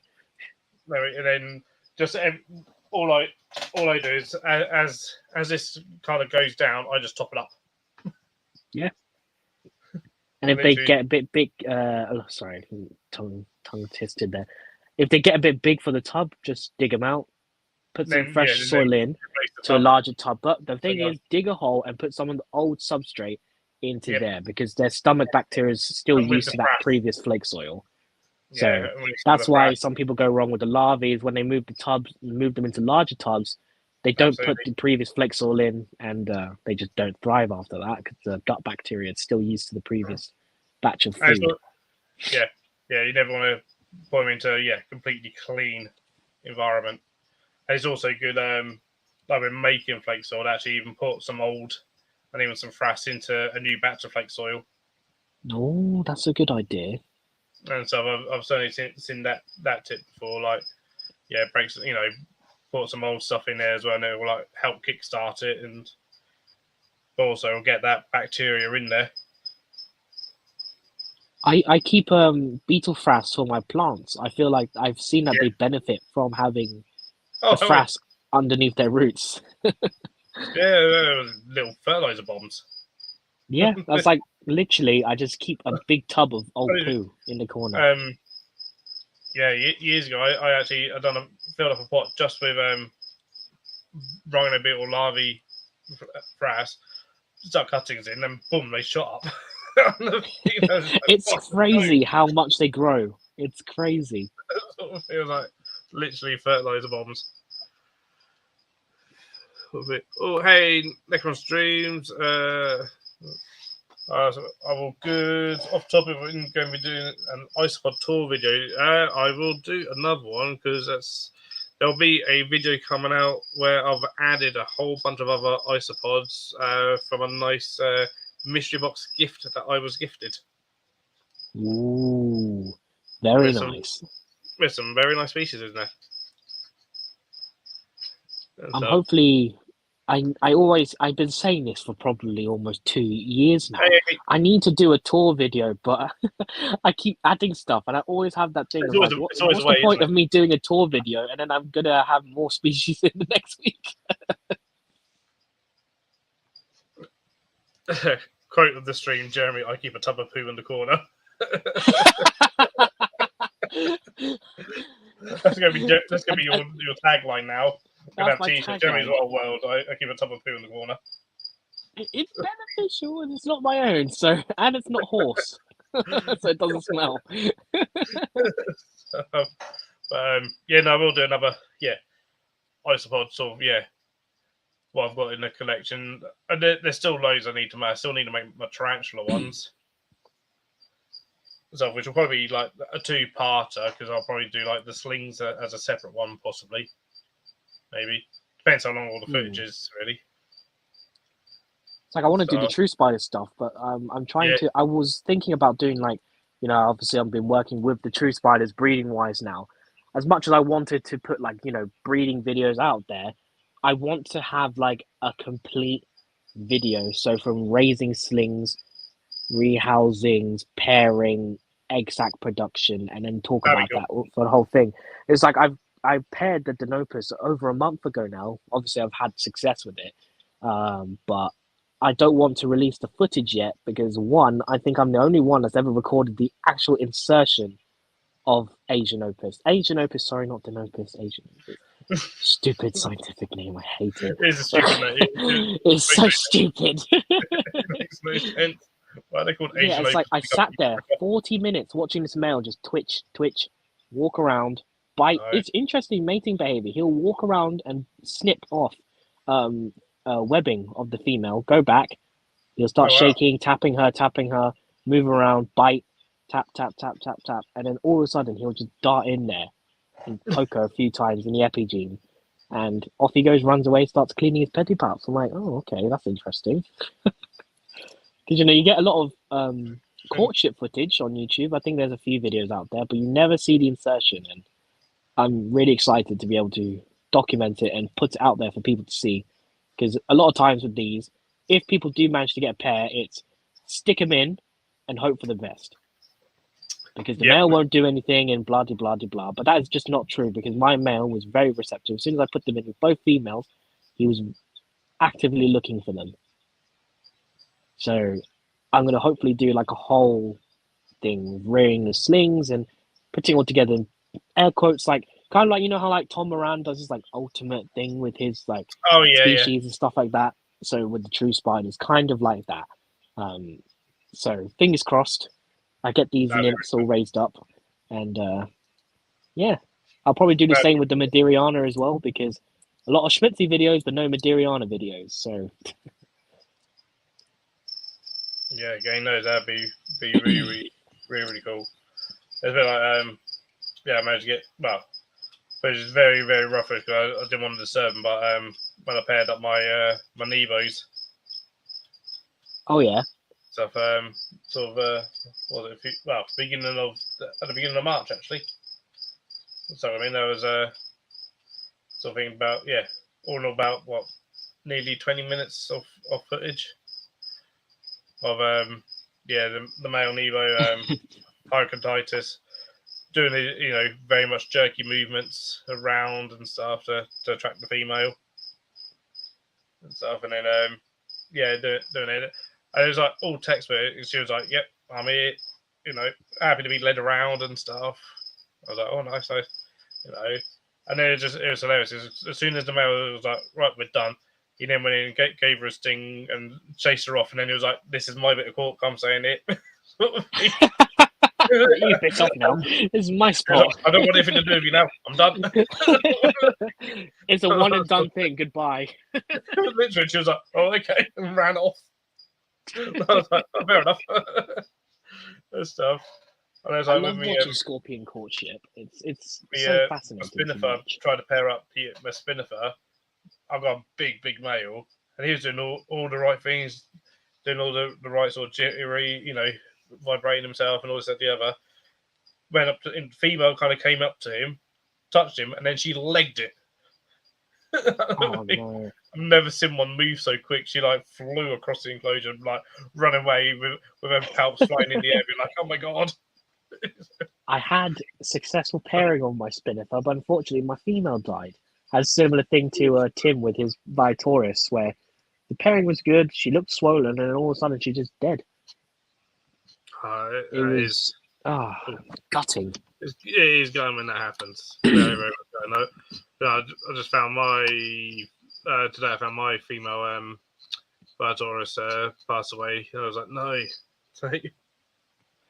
It is that's the only thing with the wild caught stuff, especially with the trues. Oh my god! You don't know if I how tell you are, how many have I had die of rare and beautiful species, of this it's gut wrenching sometimes. It really is. But you got to weigh with the bad with the good.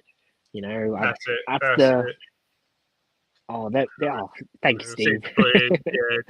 Maybe tree spiders are becoming more popular, and with all the breeding that you are doing, they'll only become more popular, and hopefully more people will breed them. Well said, Steve. And that's the whole thing with my goal with the hobby, of what I've decided to do now.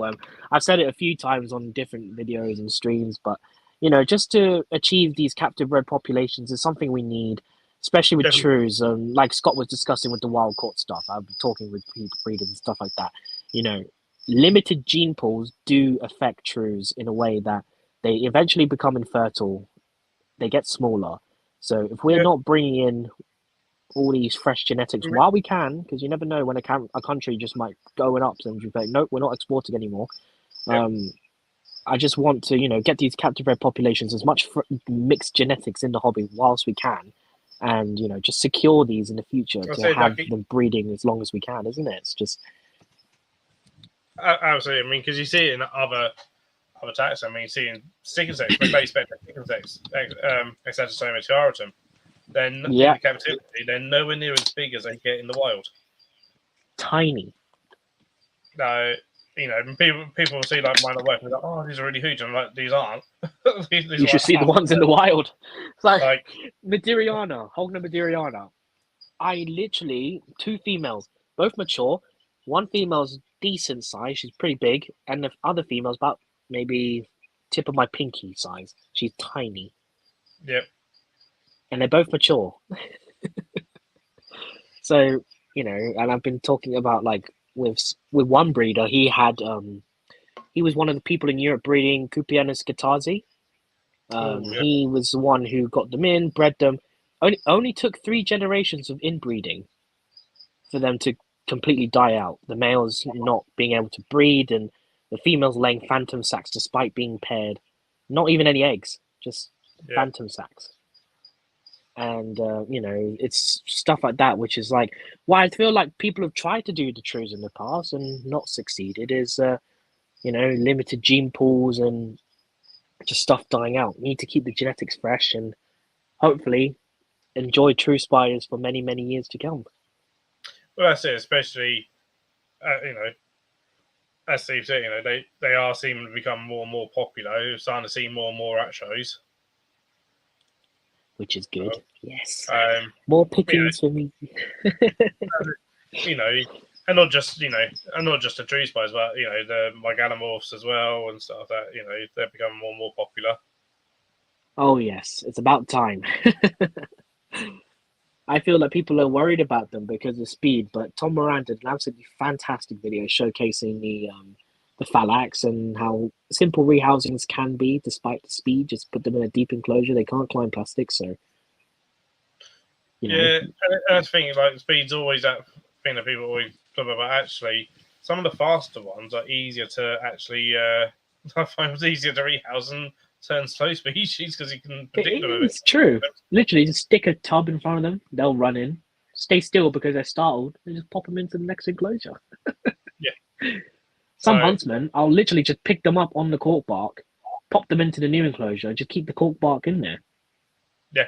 If I don't want that piece in there, I'll take it out when they move off it.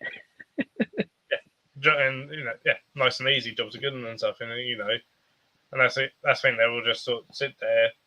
But it's that it's that age old thing of like, you hear someone's fast, and you'll get those few people that will purposely like whatever get footage of them bolting or whatever just to scare people. Sort of thing that that's the whole stigma with the Trues, isn't it? It's just everything's quick, everything's out to get you. But I proved on Scott's stream with the Peloptilus hematosoma. I had a female sitting on the sack, and I took it out, showed it on camera, and she just sat there, didn't move a muscle. Didn't pose me nothing. And that's just it, yeah. Even but you get into transfer, you get a lot of people that worry about the speed of OBTs or pokies and stuff. And stuff. Neither of those give me any trouble whatsoever. No, I've had more trouble with New Worlds kicking hairs than I've ever had with Old Worlds bolting on me. Yeah. Granted, I work with a lot of huntsmen now, and the slings can be quite bolty, so my reaction times are. Fast Old Worlds don't even phase me anymore. Let's just say that.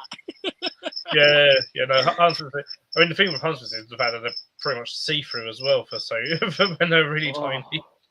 Don't even get me started, dude. Just when I have to pop them up, it's like I have to brace myself. But a butterfly enclosure does help. It does help a lot. Stick them in there, open the lid, let them all run around, and once they stop moving, put the sling pot over them. Easy as pie. That's probably quite good. So just one of those little pop-up ones. Yeah. I rehoused a few of my Javanas when I've only got a little bit now because I've sold off quite a few. But when I was rehousing them, open the butterfly net, stick the deli cup in there because they hatched out in there. I didn't pull the sack early enough. Let them all run around, do their thing. When they stop moving, just put the sling pot over them and either tap the mesh or just move the cup along and they'll walk in there. Nice one. But almost don't have to worry about escapees, and if they do escape, they're stuck in the net. Where it's like just let stuff like run loose like into his room and then onto the ceiling or something, and then go around putting them up. I had that with the Venatoria male. He was in my room for 3 days, and I saw him on the ceiling one night, and I gotcha. On Venatoria, I know Bugs UK used to just have those free ranging in their shed.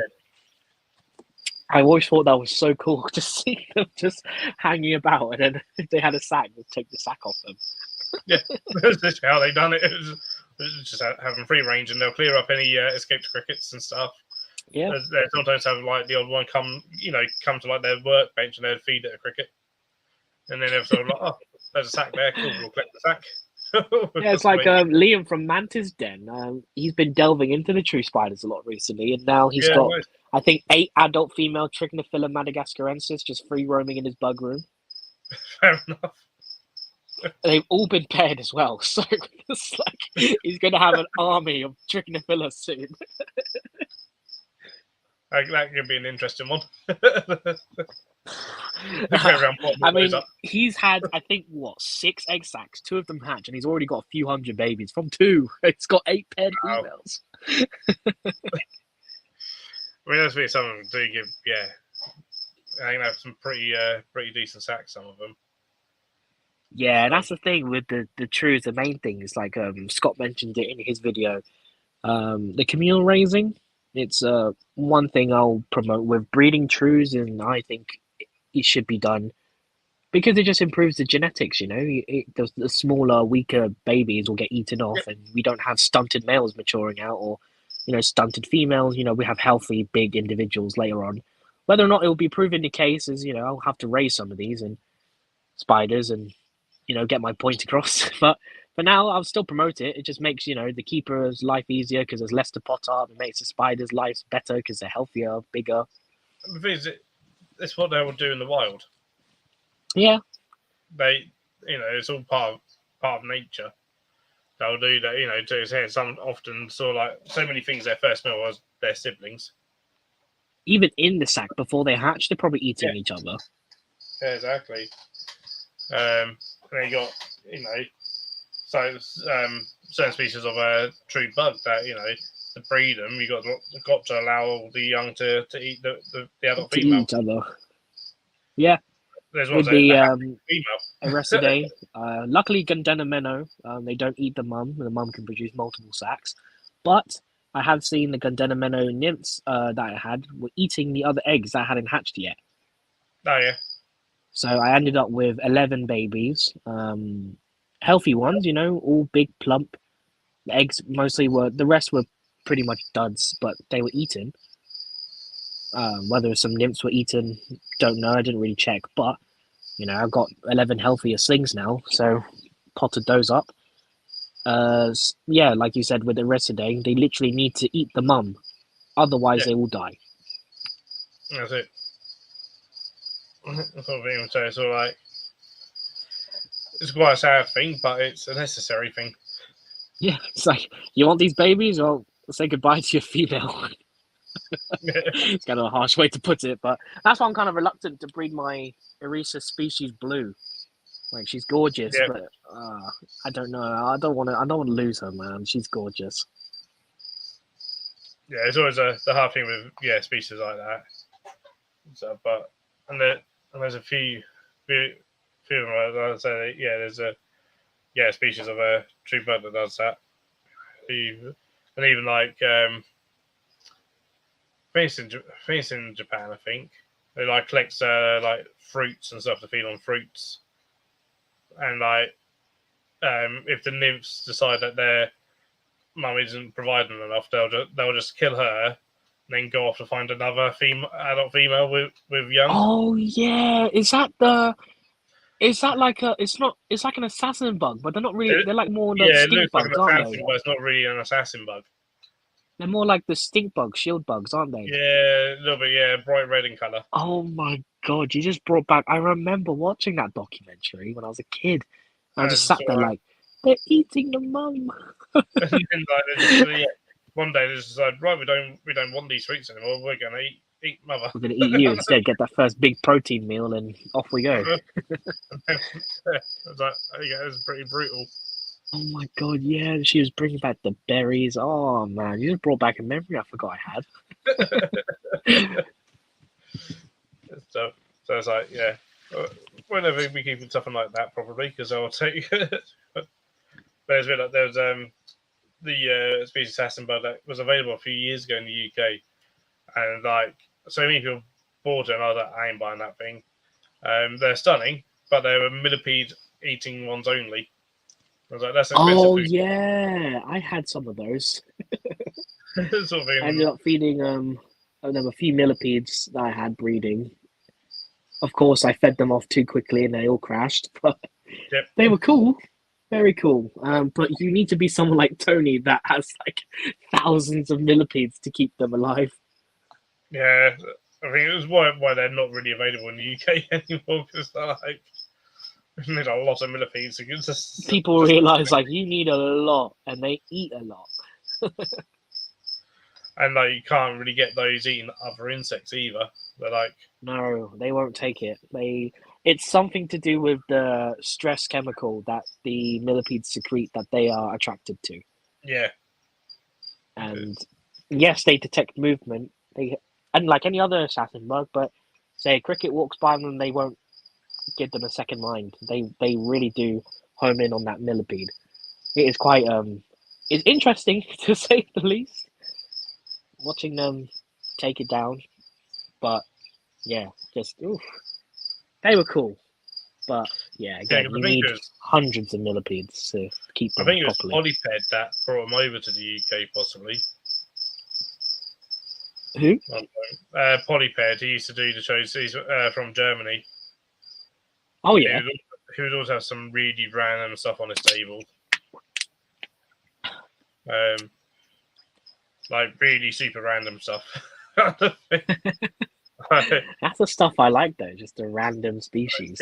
He would have he would have like huntsmans with hatched sacks for sale, just sitting there.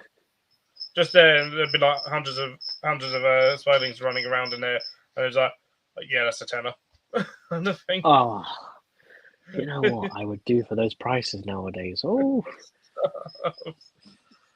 And here I am spending £65 on adult female Lanula. Woo! And but yeah, he had some right.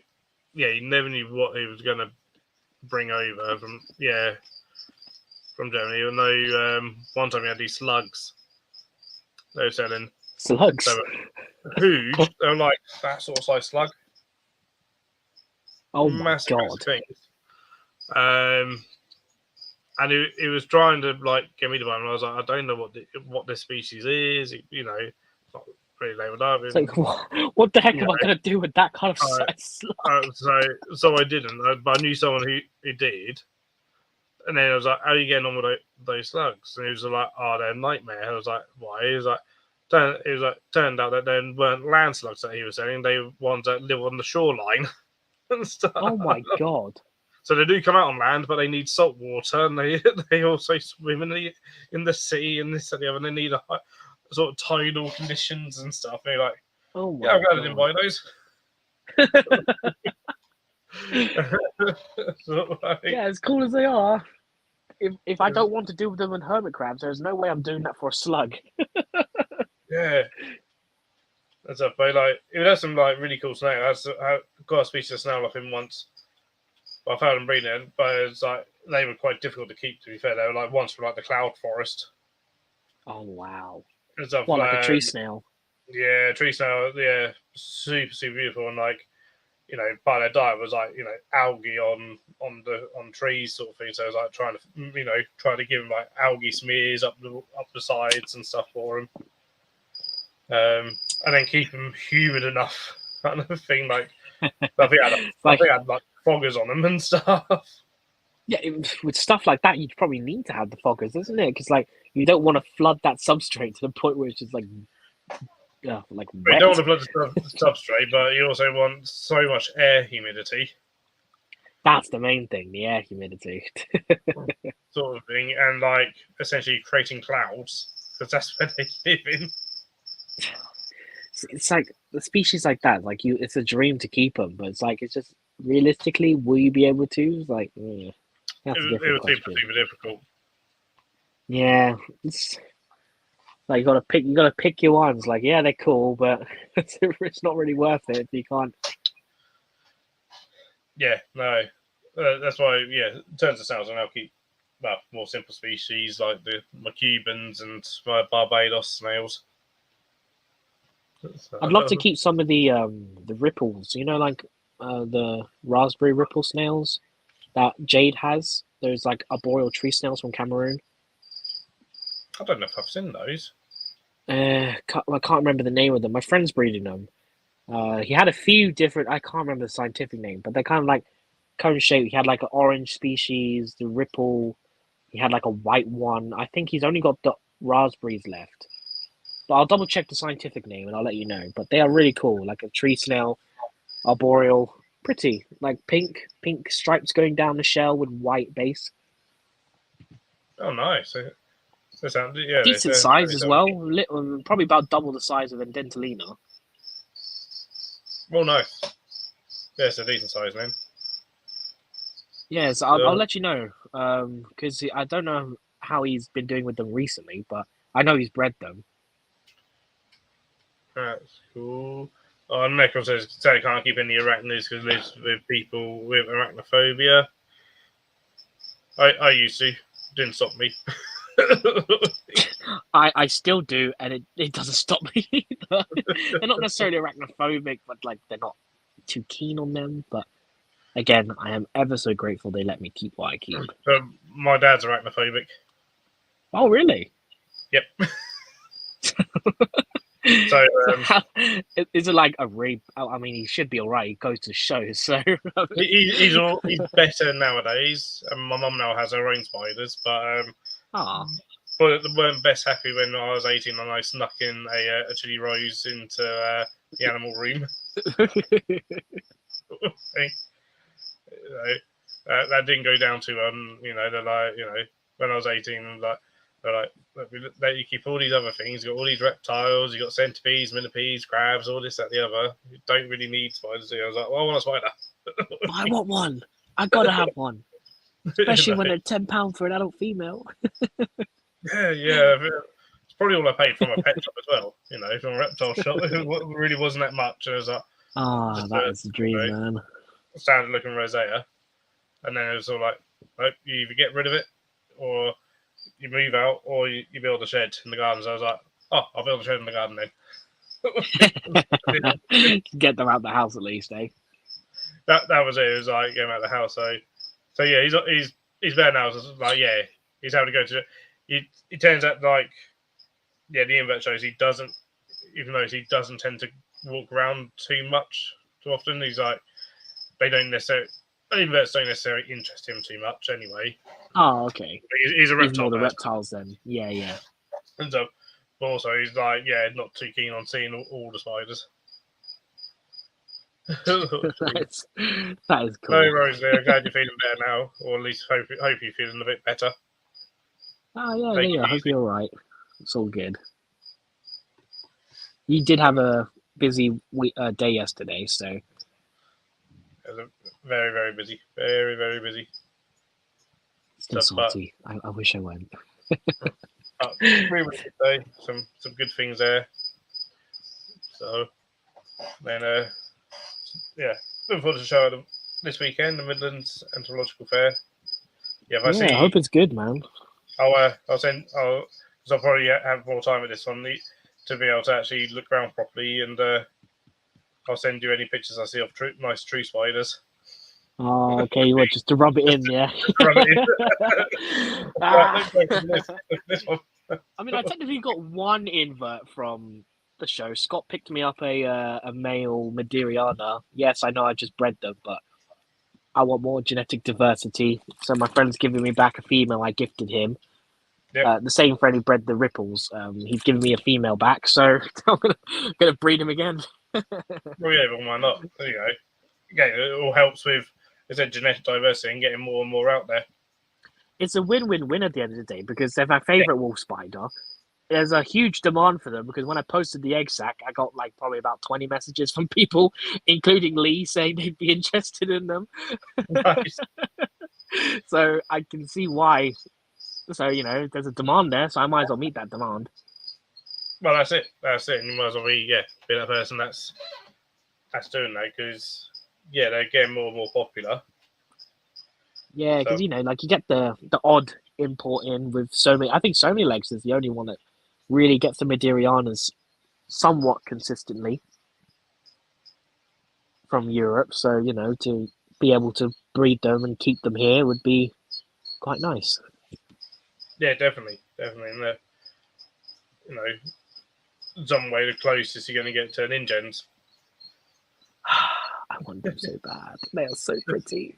Never going to happen. I know, but a man can dream, right? A man can dream. Unless you start working in one of the zoos with them. You know what? I might have to.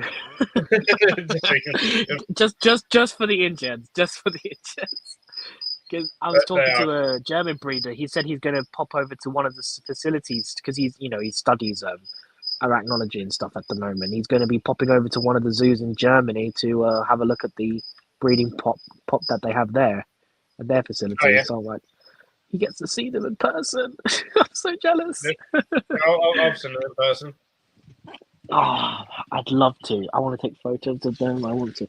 I've been in a breeding room for them. Stuff. How big are they? Because they look massive. Like they're pretty big. They're pretty big. They are the largest wolf spider. Oh, they're so bad. They were doing stuff. I know Bristol when because they were the first place to breed them, and they're the first place to even bring them into captivity. And so when they're in charge of the species for Europe, they had one female that had, I think it was like over 500 slings. Jesus. And like the show us all photos of her, and it's like every single bit of the body and the legs are covered in slings. It's like there's not one bit of the female that you can actually see the slings. Like her eyes are covered, it's ridiculous, was covered. Ventral side was all covered. Her legs were covered. everything was just covered in slings. There was just a big mass of slings walking around. This poor female just lugging around all these babies. It's like my large Midoriana with the 120 plus babies. Like she was swamped. Every single part of her upper body and the whole abdomen was covered in babies. So, And you see her get annoyed because they're climbing over her eyes, and she'd use her like what are they called? The penny pouch. She just like swiped them away from her eyes. Bless her. This one just couldn't, because it was like there was even like slings on top of slings and stuff. Just Just seeing them pile on top of each other. It was so cool. I was like, oh my god, I think it was the largest sack they've ever had. It was like, so pretty sure, I think it was like probably a bit of a fluke, like that many in one go. So, oh my god. Hey, I mean, the average for Midoriana apparently is 30 to 60. So, to have 120 plus for the first. I can't believe she's already popped another one. I don't know how many she's going to lay or produce. I'm excited. So that's very, very cool, though. So, yeah, they're just such a beautiful spider. Like, at least I can keep one Portuguese spider, and those golden yellow legs is just something to behold. Definitely. And then, yeah, and nice, in case, again, in case anything happens where you can't get them anymore, sort of thing. If some point that Portugal decides, no, we can't export those, sort of thing. At least, it's like they crack down on them. It's like, no, you're not allowed to breed them and blah blah blah anymore. I'm like, oh, well, I've got them in my personal collection at least.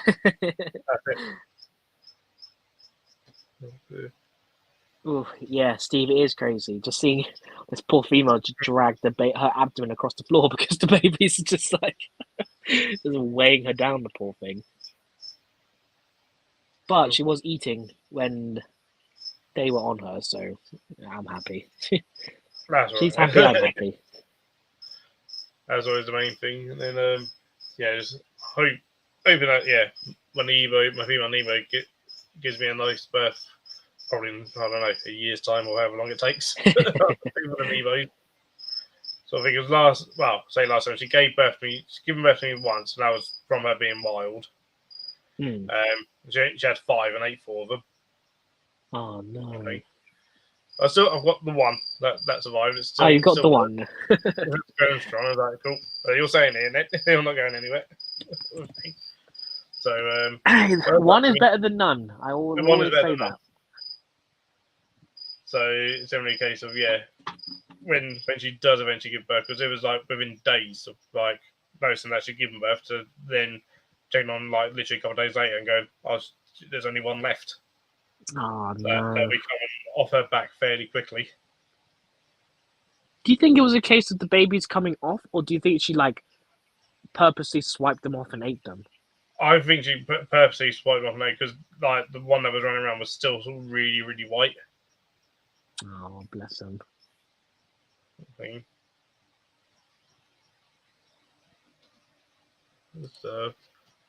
So Steve just found a pint of cider that he poured to have with his dinner.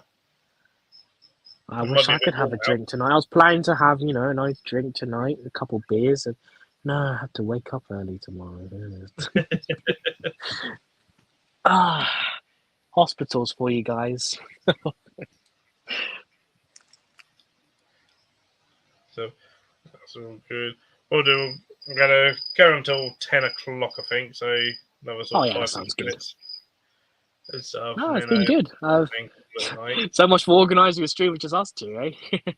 End up doing one tonight, anyways. It's all good. No, but I've enjoyed it. And again, sorry guys, I didn't have a camera on. I was actually really looking forward to jumping on, showcasing a few things tonight, but I just feel a bit rough today, and room's a state. So have to organise one where you can do that sort of thing. Hopefully, by the time I do so, I'll have the shed showed up. So garage set up. So new environment, cool. Show off all this. I can actually show off everything without worrying about what my bedroom looks like. But yeah, definitely. When you got that all set up and ready to go, definitely have to have you on the show us all and probably make us all jealous. There's a few hidden gems that I don't showcase a lot too often, so Or it'd be nice to show them off. I don't feel like drinking it now, but I shouldn't waste it. No, don't want to waste it. Oh, Steve, you drink it for me. Drink it for me. Like, think it's my drink. Monday is naked day for Jeremy. It was supposed to be planning out stuff today, but no.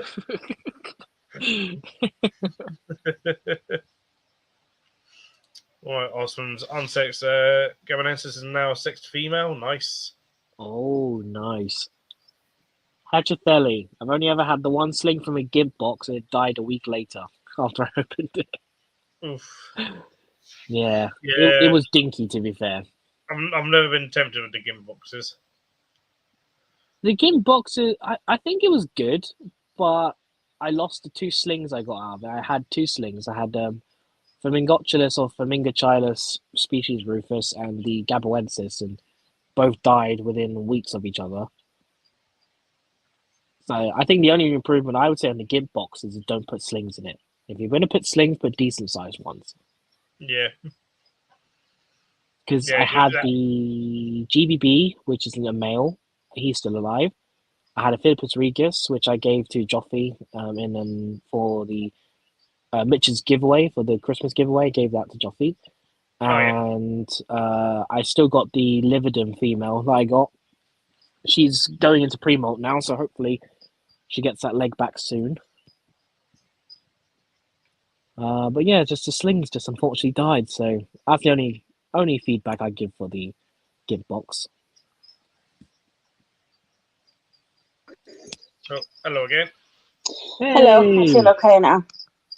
Good. I don't know what happened. I just got really dizzy and felt a bit sick, and I was like, I don't know what's the matter with me. No, I get that. I get that. Been one of those days today. These GIMP boxes have been brilliant. I genuinely think my body's just telling me off because I've just done nothing but work, be busy for the past 2 weeks. I think my body's just like, shh, go sleep now. Relax. Shut Yeah, down a little bit. No, don't get me wrong. The GIMP box value is fantastic. Just, I wish the slings were bigger if there were slings in there. That's all. yeah. There was one left on the table yesterday, and I was actually tempted to go get it, but it would have been all the money I bought with me. That's understandable. Though you did only end up with a 5 spent yesterday, though, isn't it? Yeah, I did actually really well. I'm so surprised that I didn't spend all my money. But to be fair, there wasn't really anything I particularly wanted. Hey, I Steve. know the feeling. Yeah, I've got quite a lot of stuff now, so I'm kind of like either I've got it or I'm not really interested in it. Yes. Yeah, that's the thing with the breeding projects for me now is just going to be mostly focusing on either species I know I'll be able to somewhat breed that are miscellaneous, so like odd millipedes and roaches and stuff like that. And true spiders, I'm probably going to focus mostly on the wolves, the wandering spiders, and the huntsmans, with the occasional odd velvet spider or some other weird species. But I think I'm just going to specialize in those 3 families. Some of the velvet spiders are gorgeous. Oh yeah. Oh, the ones that Spice Shop got in recently, the tibialis, they are stunning. The males are so I have to have weird a look. looking. I haven't seen them. Look at the males; they are hilarious looking. Like super skinny arms, really fat, feathery pedipalps. It's hilarious, and they're yellow. There was a girl on. I think she was on Instagram. I'm not sure. I'm obviously following her. I can't 100% remember who she was, but she had a Phidippus, a jumper spider, Phidippus regus something. Oh no, it wasn't. It was Phidippus something else. I can't remember what it was. The second word was, but it was orange. Like the entire thing was orange. Oh, Apachianus. That's the one. They are so cool. I want to breed jumping spiders, but it seems like everyone and everyone's breeding them, so it's kind of a market I don't want to delve into. Yeah, a lot of people. I bred them years and years and years ago, and nowadays it's like I'd have no interest in breeding them because everyone else is doing it. There's always everyone new, is breeding them jumping nowadays. opening up, and they're a lot more expensive than what they used to be. Oh yeah, Yeah. £20 a sling nowadays. Ooh. Yeah, I used to Rebel! sell this thing, I really hope Yeah, that these- wasn't my cereal. I think.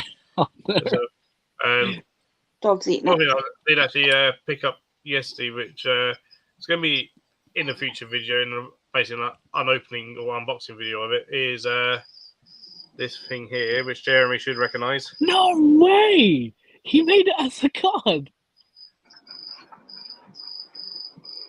Oh, I That's can't see Jeremy's what it says. It's Wait, a holo is that- card as well, Jeremy. Wait, is that a creator card? That's a keeper card, yeah. Oh, but is it like the YouTube creator ones? He didn't tell me he was going to do No, that. it's the Kickstarter exclusive. Oh, so you made it as a kid. Oh, that's so What? cool. Go to bed, Right. Hunter. You should have been in bed like. It's a holo card. Oh Well, can you stop moving the camera because it's not. That's It's so not. cool. Sorry. He didn't tell me he was gonna. That is Oh, cool. what a legend! Oh, I love him, man. He's the best. Is that out of the pack that you got yesterday, Phil? Yep. Awesome. There's only the people that pledge for the Kickstarter get this one. Wow. Oh wow, Danny's the best, man. Yeah, he popped me a message asking some info on New Ploptinus, and I gave him what I could because the info is quite lacking at the moment. So I'm trying to build some notes on them. But I didn't think he was gonna. Oh, that's so cool. Oh, Danny's the best. I forgot what I was doing again then. Oh, were you looking at the weird velvet? Yeah, I'm going on there now. Stegodipus Hunter, can you stop? tibialis. Sorry, let me There's just gonna get be the a dogs whole out. video on, but that's what the pack looks like. Oh, that's so cool. Oh, I wonder if I'll get one because I pledged for the Kickstarter. I will. Yeah, if you pledge for the Kickstarter, he's sending them out. Today I think. Oh, wicked. But for people that were at the show yesterday, he gave them to him. You just gave it to them there and then. Oh, that's so cool. Yeah. But my own card for the Kickstarter. So no one else will have this card apart from me and Danny. Is Rosie the Turco. Oh, that is so cool, man. I just did my one as my Reese's Species Blue. I just did. I didn't know what one to do, so I just did that one because I called it blueberry. So Nice. Makes a difference from someone calling Blue Death Feigning Beetles blues. I call them Because they're blues. Blue Death Feigning Beetles blueberries or blueberries. Literally, yeah, just like literally blue beetles, bloobs. That's what I What call was the them. name of the spider that was in the spider shop? Which one was it? Stegodipus tibialis. That's right. Okay. Oh yeah, they got 0.5 centimeter slings available, haven't they? Yeah, they had some adult females as well. They got a tight funnel web as well. I got the TIE funnel webs. They're so cool. They build like little turrets. It's really cool. But again, yeah, the Stegodipus can't find them. tibialis. Oh, they might be sold out. Yeah, they were popular. A lot of people were buying them. Yeah, they've got And, the line. a lot of people were saying, "Oh, well, they put the humidity as 70 to 80%." Well, I mean, they're from Thailand, and Thailand is not dry. No, So it's I quite held well off known for because not being dry. yeah. So it's like, it's understandable. The whole Aristidae family come from dry parts of Cameroon and Europe, so it's just interesting. I'm gonna see how people deal with these tibialis, and then I'll probably delve into them at a later date. Yeah, they've only got the lined ones by the looks of things. The lined ladybird spider. They're really cool. They're cute. Yeah, I've got one They're of those. communal as well. Are they? Them and Lineatus and Dumacola, they're communal. That's cute. They are stunning. I used to have the hey Mark and Victoria. Bi-colour trapdoor. Hey, Mark, Victoria. Hey, Mark and Victoria. Hey, the Indian social Stegodipus. Oh, the Dumacola. Yeah. They are primitive cool. trapdoor. Why is it primitive? They technically are primitive. Like, they're a primitive species and not changed in millions of years, to be honest. Ancient spiders. Why is it more primitive than the other one? So, common names. Oh, it just makes me laugh. The lightning huntsman. Oh my god, screw that. If They're you're looking pretty, at the but- Lanula, they're not as fast as people make them out to be. No? No, I They're very got two pretty. adult females, and rehousing them was just literally opening their tissue, just giving them a little taps, and they'll slowly walk out. Obviously, if you spook them, they're gonna bolt for it. But Yeah. you treat That's general why they're huntsmen primitive. like just keep them, just stay calm. Don't do any sudden air movements because they detect air movements with the hairs on their legs, and if they notice something move quickly, they're gonna bolt for it. They think it's a Sorry, predator. Steve's comment. It can't use modern technology, of course. That's why they're primitive. So, the Thai funnel webs, are they like, is it just medically significant venom? Like, not going to kill you, obviously. I don't know with these ones. Well, you're gonna kill you. You can do it on Spider Shop website. Yeah, that's Yeah. what I'm thinking. Spider Shop don't sell anything that's like DWA. DWA worthy, yeah. Yeah. The Amanachilus, I think they're Amanachilus Song Sang Shotai or something like that.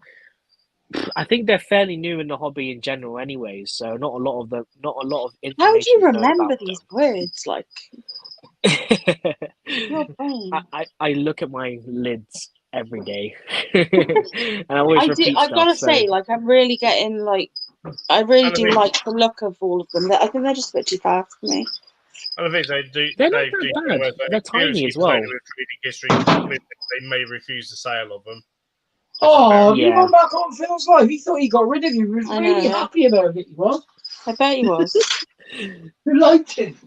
I was just looking at But these. Leah, they're because- really cool. These Song Sang Shotai. They make little turrets rather than a trapdoor, Oh, okay.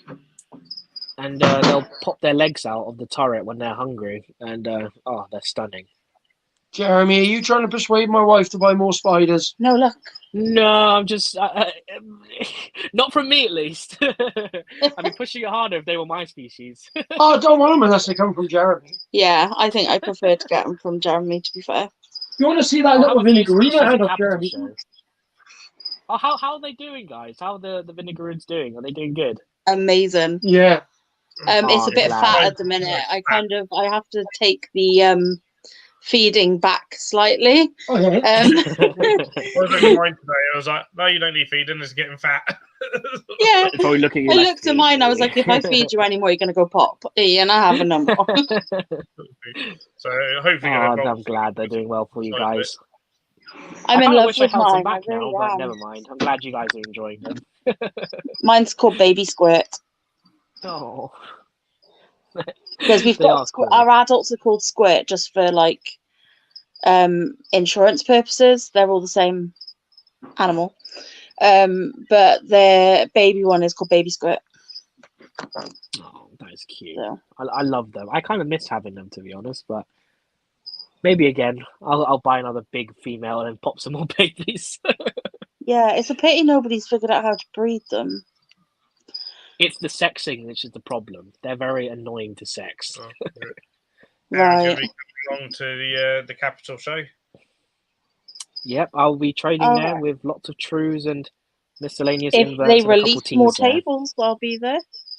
They should do, Leah. The hall is massive. Yeah, I'm hoping they do. They did say about it, but just Well, gotta they probably haven't even looked even like today. Obviously, day after the show, they'll be probably midweek or something before they even look at the waiting list. Probably. yeah. Yeah. If anything, pop Lee a message on Facebook. He'll get back to you on that. Or Luke's email, probably. Just send an email to Luke. He'll sort it out for you. I'll probably just message the invert shows one. That's where I normally talk to him, and it's the easiest way for me to get a reply. Yeah. Luke will I probably very sort you rarely out. ever remember to check my emails. I'm so bad. Yeah, emails is not a thing I Harry got 2 check often. centipedes yesterday. Ooh. Ooh.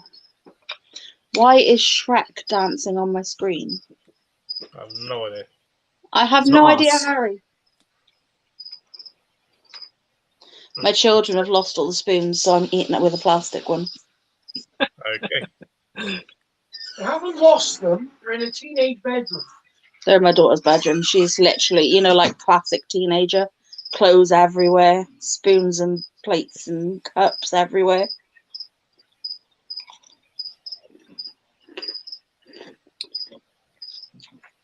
Yeah, the Capital show should be good. Again, a show close to home for once, which is nice. Oh, Lindor salt of caramel egg. Oh, yes, please, Susan. Oh, Ooh, don't that rub it sounds in.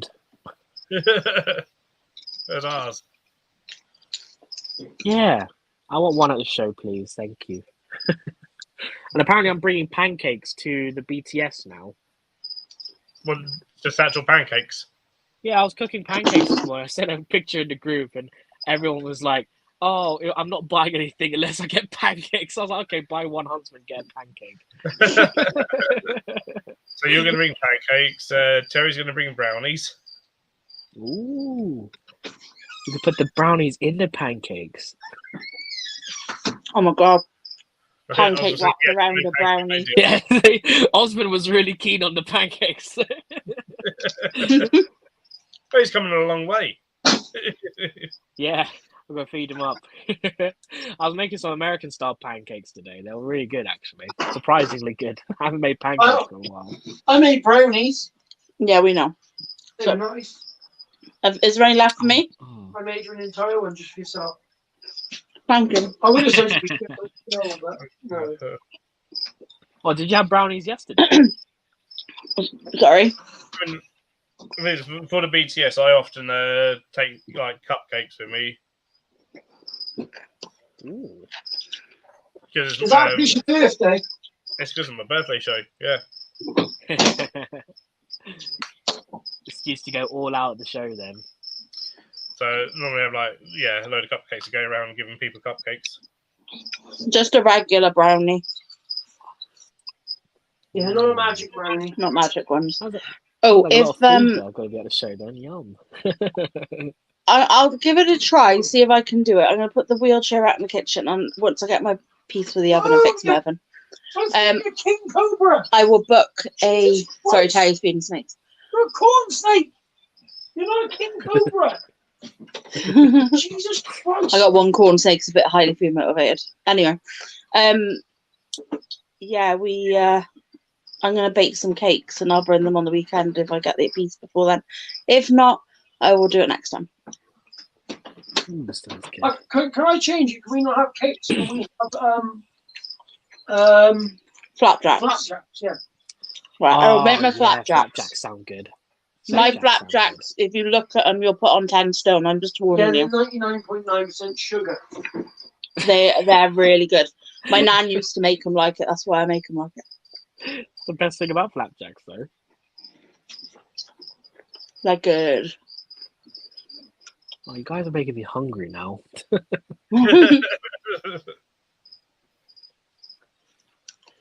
Come on.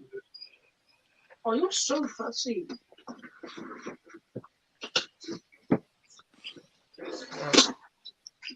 Well, I got my new wheelchair now, so I can put some pillows in it to raise me up so I can get to the countertop. Well, not knock over your own sand. Yeah, I'm not using that. I'm using my wheelchair. So you're not gonna. So on the weekend, you're not gonna completely take out your own tables this time. Yeah, no, I probably end up leaving my scooter behind, to be honest. Just take my wheelchair. Might be easier to manoeuvre. It's not that big a haul. So I can use my wheelchair. What do you think, Terry? I would take your scooter. Right, The toilets are a long way away, mm, and we can't both leave the store at the same time. damn it. Will you eat? Okay, I might take out my own stand. Oh, that's the only thing I'm trading. I can't go look at the deals. I have to do it quickly. But I only have one table this time, so at least I'll be able to set up quick and run Just around get it and do right, stuff. yeah. Get it right as when traders can get in, set up quickly, and then go right. I'm off. When I went yesterday, Okay, Dad, you guard the table. I'm gonna go buy stuff. well, I went up And to he sees Thomas me come back yesterday with because he was on boxes. his own, and I said, Thomas, if you need a wee or anything, you want to look round, just come and get me, and I'll check as I'm going by. I actually said, can you mind my stall now, because I need a wee. So I went and minded his stall, then I had to mind it for Amner. Then by the time Amner came back, he wanted to buy some mantises, so I spent like an hour on Thomas's stand. I keep my See, that's mouth the shut. thing. It's like I went to the toilet at the Brighton show, and I was during the time it was like slightly dying down, but it was still busy. I was going to the toilet. I literally got there. My dad's calling me, Jeremy. Someone wants to buy something. I don't know what it is. I don't know how to explain. I'm like, ran back. Turns out the guy only wanted to buy one of the beetle larvae, and he wanted to know like how big it was. So I had to dig it out. Oh. Or whatever. For a beetle. Beetle larvae. Yeah, it's like because he wanted to know like how big the larvae was. I was like, oh yeah, it's a young elf. Stuff like that. So I had to dig it out and show him. Terry, did you sell Hey, any of Raven. Thomas's boxes? Is there anything? Whoa, Jesus. For God's sake, Raymond, is that a way to introduce yourself?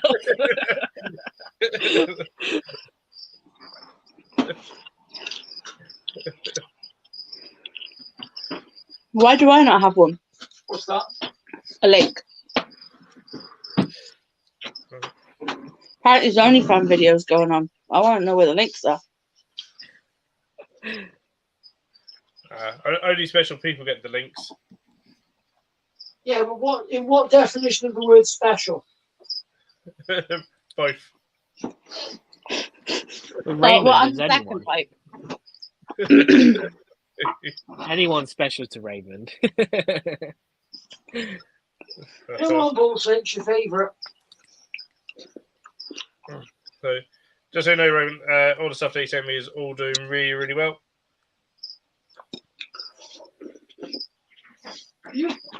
And that Michael, will be, that would not surprise me.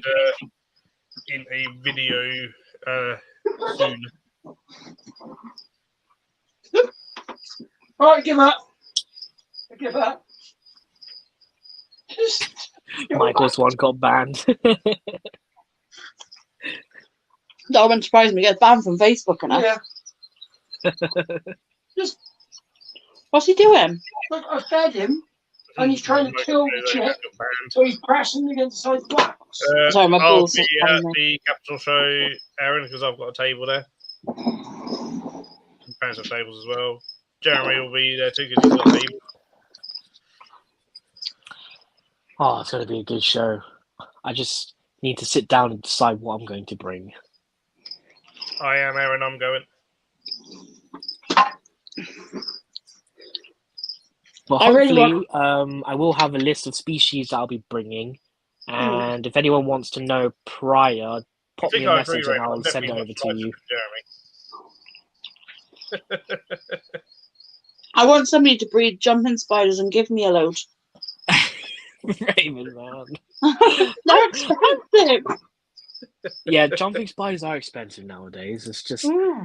and it's the only thing is, Well, you not never. all. It's kind of like you need to know who to buy from because people are crossing localities and stuff, Yeah. and Yeah. it's just a and whole even kerfuffle advertising and nowadays. stuff, It's- and it's just like, no, can we not? Can we not? And it's- stuff, and some people I think- purely keeping them and breeding them purely because they've become popular. Yeah. So that person at Seas had them for £2.50. Those slings they were was slings. not. I think he forced them out the sack. They looked minuscule. Oh, they were tiny, were they? They were. I didn't see them until I watched the video and I was like, I missed them. They were like little tick size. They were tiny, like pinhead. Oh my god. It looked like they hadn't even emerged from the sack yet when I saw those. I was like, really? Is that why they were so cheap? Yeah, Probably. Yeah. You probably had to buy 5 to get 1. Buy 5, have 1 survive, 1 more. Like, I bought a couple of my mantises up there. I would say that they're not quite ready yet. They're big enough, but I wanted to go 1 more. But Yeah, I bigger bought the 3 better of them at the up end of the because day, there was a isn't it? couple of people I'm not going to see again until they'll probably be dead by the time I see them. Well, the people or the mantises? The mantises. So, because like Thomas isn't coming to like half the shows because he's on holiday, living it up. Posh boy. Lucky him. And Toby. Oh, Michael, yes, indeed. I've just had a successful egg sack from my female, so. And a captive bred. Woohoo! You should have seen Toby's face, Phil, when I told him I had a Nile monitor that I could pick up. I can just imagine what his face was like. Really? I went, yeah. Really? Both of those kids and Jeremy as well, actually, they're all very very knowledgeable for their age. Thank you. I just find it amazing. Like, I don't even know half the stuff you guys know. And like, I've been keeping different Am I animals. not knowledgeable for my age? What? Am I not knowledgeable for my age? Phil, You're a zookeeper. you're a zookeeper. Shut up. Yeah, you're on a different level. Exactly. Yeah, that's the whole thing. Why have you always got to do that? Why? Why? The false water cobra, he's trying to feed it, but he was trying to give it the head and it didn't want the head, it wanted the legs. Oh, of Every course. time. Yeah. It literally, he was trying to like put the head and like moving it around, and it literally went around to go get it. Do you know what? Though? You know, you gotta Anybody wonder who what like- some snakes think sometimes. It's just like, Yeah. oh, Well, right in no, I front could of me, do- I'm going to loop around and then bite. Great. But if I did a short of feeding this false water cobra, I wouldn't have to speed up the feeding because it goes in. Look, he's gone. That's one chick. Gone. Eaten. Holy Yeah. crap. He ate that quick. That's slow for him. He's not even that Just hungry. inhaled the food. I don't feed him, Terry does it. I've never fed him. Do you know what? I've only fed the snakes I've fed probably 2 or 3 of them ever, and probably only about 2 or 3 times. Terry does it all. I would like to feed them. Terry just doesn't let me. You know that? Grabs the tongs, Terry just snatches them off you. Like, oh. Yeah, literally. No, Jeremy, these are my special tongs that Lewis gave me, and nobody else has Oh, those tongs. those tongs. Just that's with these flaming Nobody else tongs. has my tongs. Swear. Oh, babe, you've got to put those fly casters in the Yeah, I'm fridge, not otherwise they're all cutting going to my hatch. No one is cutting my beard. I've touched your beard. No, Oh, cutting. Oh, cutting his beard. I would love to trim his beard. Feels like He's gonna Leah put- will do it. He's going Hide to put the one of them beard. like hospital grade masks on now to hide his beard so no one cuts it. I'll be hiding for you from all future shows now. No, I'm feeding my Nile. I won't cut. I won't cut your beard. I I'm promise. feeding my Nile monitor. So if I Unless die, you ask me to. That's a If I different die, it story. was nice for to meet everybody if I die. Okay. I had to do Terry's because his was starting to come out here. And I was like, Terry, literally, your face looks like you got a ball on your head. He was like, what are you on about? I went, like, you literally need just to take a little bit off here. So there's a bit more, like, pointed and it looks like a beard, not just like a... Got me a little hobo. You did look like a hobo. You look like a hobo anyway, but you looked more like a hobo. He's not that easy either. It's down to his stomach. Wow. Mine's about an inch long now. I'm getting I there, can't see? grow facial hair to save the life of me, so that's why I grow my hair out on the top. Fair. So at least I can grow some hair out. I just get weird beard stubble. My hair grows really fast. But because I bleach it all the time, I destroy it. Literally, if I was like, I cut my hair before COVID, just before COVID, and I had it cut right up here, and it's already this long. Like, can't even get in the camera. Good girl. Good girl. Who's that? He's feeding the monitor lizard. Come on. Come on. Good guy, just hears you. Ah! Just Yeah. jumps up. Jeremy, have you not seen my latest video? Oh no, it's on Facebook. I've got friends, Jeremy. I took her for a walk outside today. Aw. She was very happy. She's actually getting quite good now. Here, I can show you. Yeah, it's muted. There you go. Okay, that is so cool. She's so much better than she was. She loves it. She gets She's excited. getting used to it now. Yeah, she started to get used, really excited over it. So you're trying to put a lead on her, and this is her going up the tree. You try to put a lead on her, and she starts getting like really excited, and she'll like sort of like wriggle about a lot, like she wants to go. Like, come on, I want to go. Look, I want to go. I want to go. She's completely different outside to inside. Outside, so she's cool. flying blind. No. Terry taking her back off the tree. No, he's not. He's just joking. Ah, sorry, dropping my phone. Yeah, it's really good in Richmond as well, you know, getting all those different smells and Yeah, and really good for her claws. That's sort of like one of the main things. Because have you ever seen the size of their claws? yeah. You don't want to be scratched by one of those, Jesus. No, they are literally formidable. They are mental. She put them on top of my gloves earlier on whilst I was picking her up. Just one claw, just the pressure of her body. It went all the way in. Ooh, She wasn't even trying to hurt me. Yeah, and Jeremy will be at the Capital Show in Harrow. No, I changed my mind now. I'm not going. He changed his mind, even though he's I don't want to go anymore. Nah, fact, I'm joking. I will be going. not going to the local one. Not going to the one that's only Yeah, down the no. road. I don't want to go to the show that's closest to me. That's boring. I want to go on a road trip. I take my snakes outside in the summer as well, Jeremy, and take them out. Oh, that's so cool, man. I want to keep It really- reptiles, but I'm not allowed. It really helps with like the taking away the biting things that move, because some snakes are quite visually orientated. I just Getting that find constant it movement makes it a around. lot.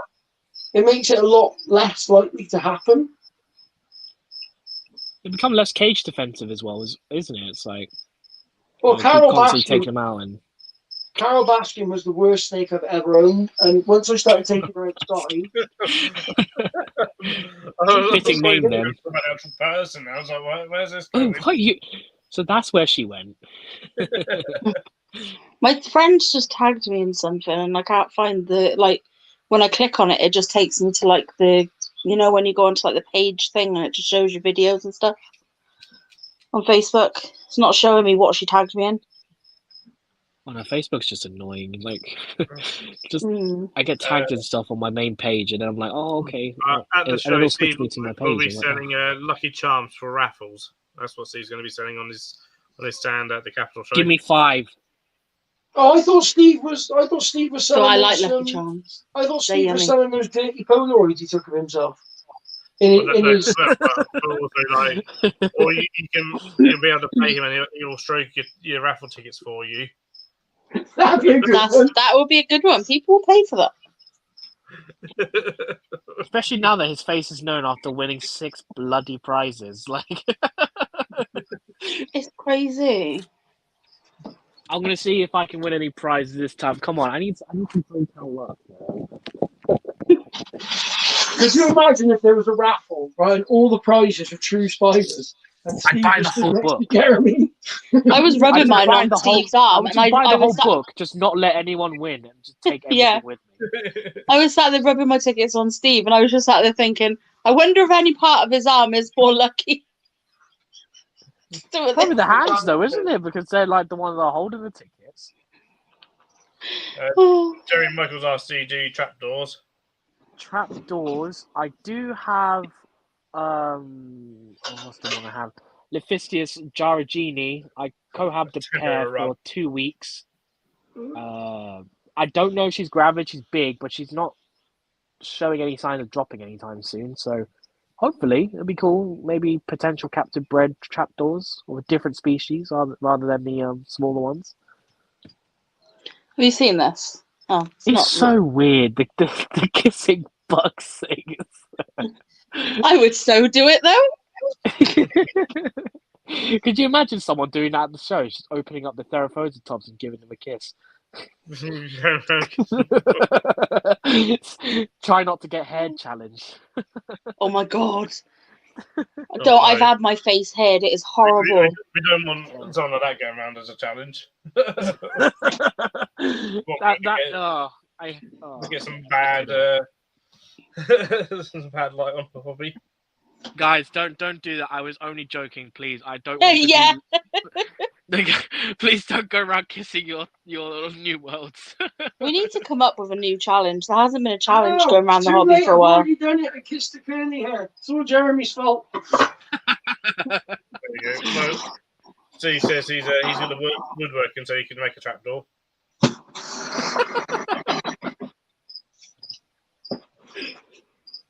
You need to make sure it has 8 legs, though. Yeah. I don't know what use that would be to anybody, but we'll see. A trapdoor with 8 legs. Yes. Right. No, you're going to take this one without trying to come out of your box. Right. Anyway, guys, I did say I'd end it at 10 and it's now 9:30. Wow, time's flown by today. That's playing by We much. may as well round up to 11 now. No.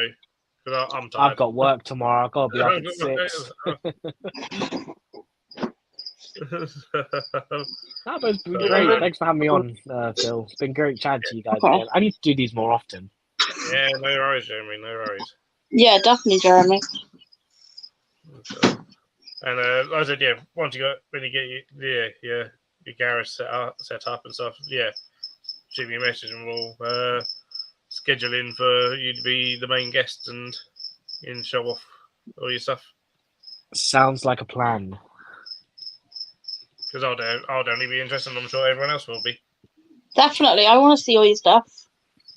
I need to do that. I think that's what I'll probably just end up doing. It's just not doing on my channel, just showcasing what I have on someone else's. That's a really good idea just before a show, though, because then people know what to be expecting. Yeah, I probably will. I'm going to put a list together for the Capital show, and then if anyone's interested in prior, because I will have limited numbers of stuff, of course, I'll put stuff aside for people. If I remember, you need to text me because I will forget. I'm very forgetful. I do apologise in advance. Well, me and Ali are going to be bringing back the sale market soon, so we've just been trying to get all this business plan crap done. So it'll be like probably a Thursday evening, maybe. Ooh, good luck. Yeah, it did really well last time. People made sales, so hopefully it'll be a good evening again and get a couple more people in. Yeah. Sounds good. Get on with it. All right. Well, cheers, Jeremy and Leah, for coming on. Cheers, everyone in chat, for joining us. More than welcome. So, my next video will be out on Wednesday evening, which will be show footage and my few pickups from the show yesterday, which was a great show. Yeah, I've got a few videos in the pipeline. Got a big mystery box unboxing video coming. Ooh. So, sounds good. Which is an awesome box stuff, as well as I'm sort of opening the keeper cards pack as well. That'll be coming out soon as well. So a few videos in the pipeline. Awesome. Stuff, and we'll see some of you on Other Dreams, and hopefully see some of you perhaps on Sunday at the Midlands Entomological Fair. Yep, definitely me. I hope other people are coming. Oh, right. Catch you all later, guys. Good night. Take care, everyone.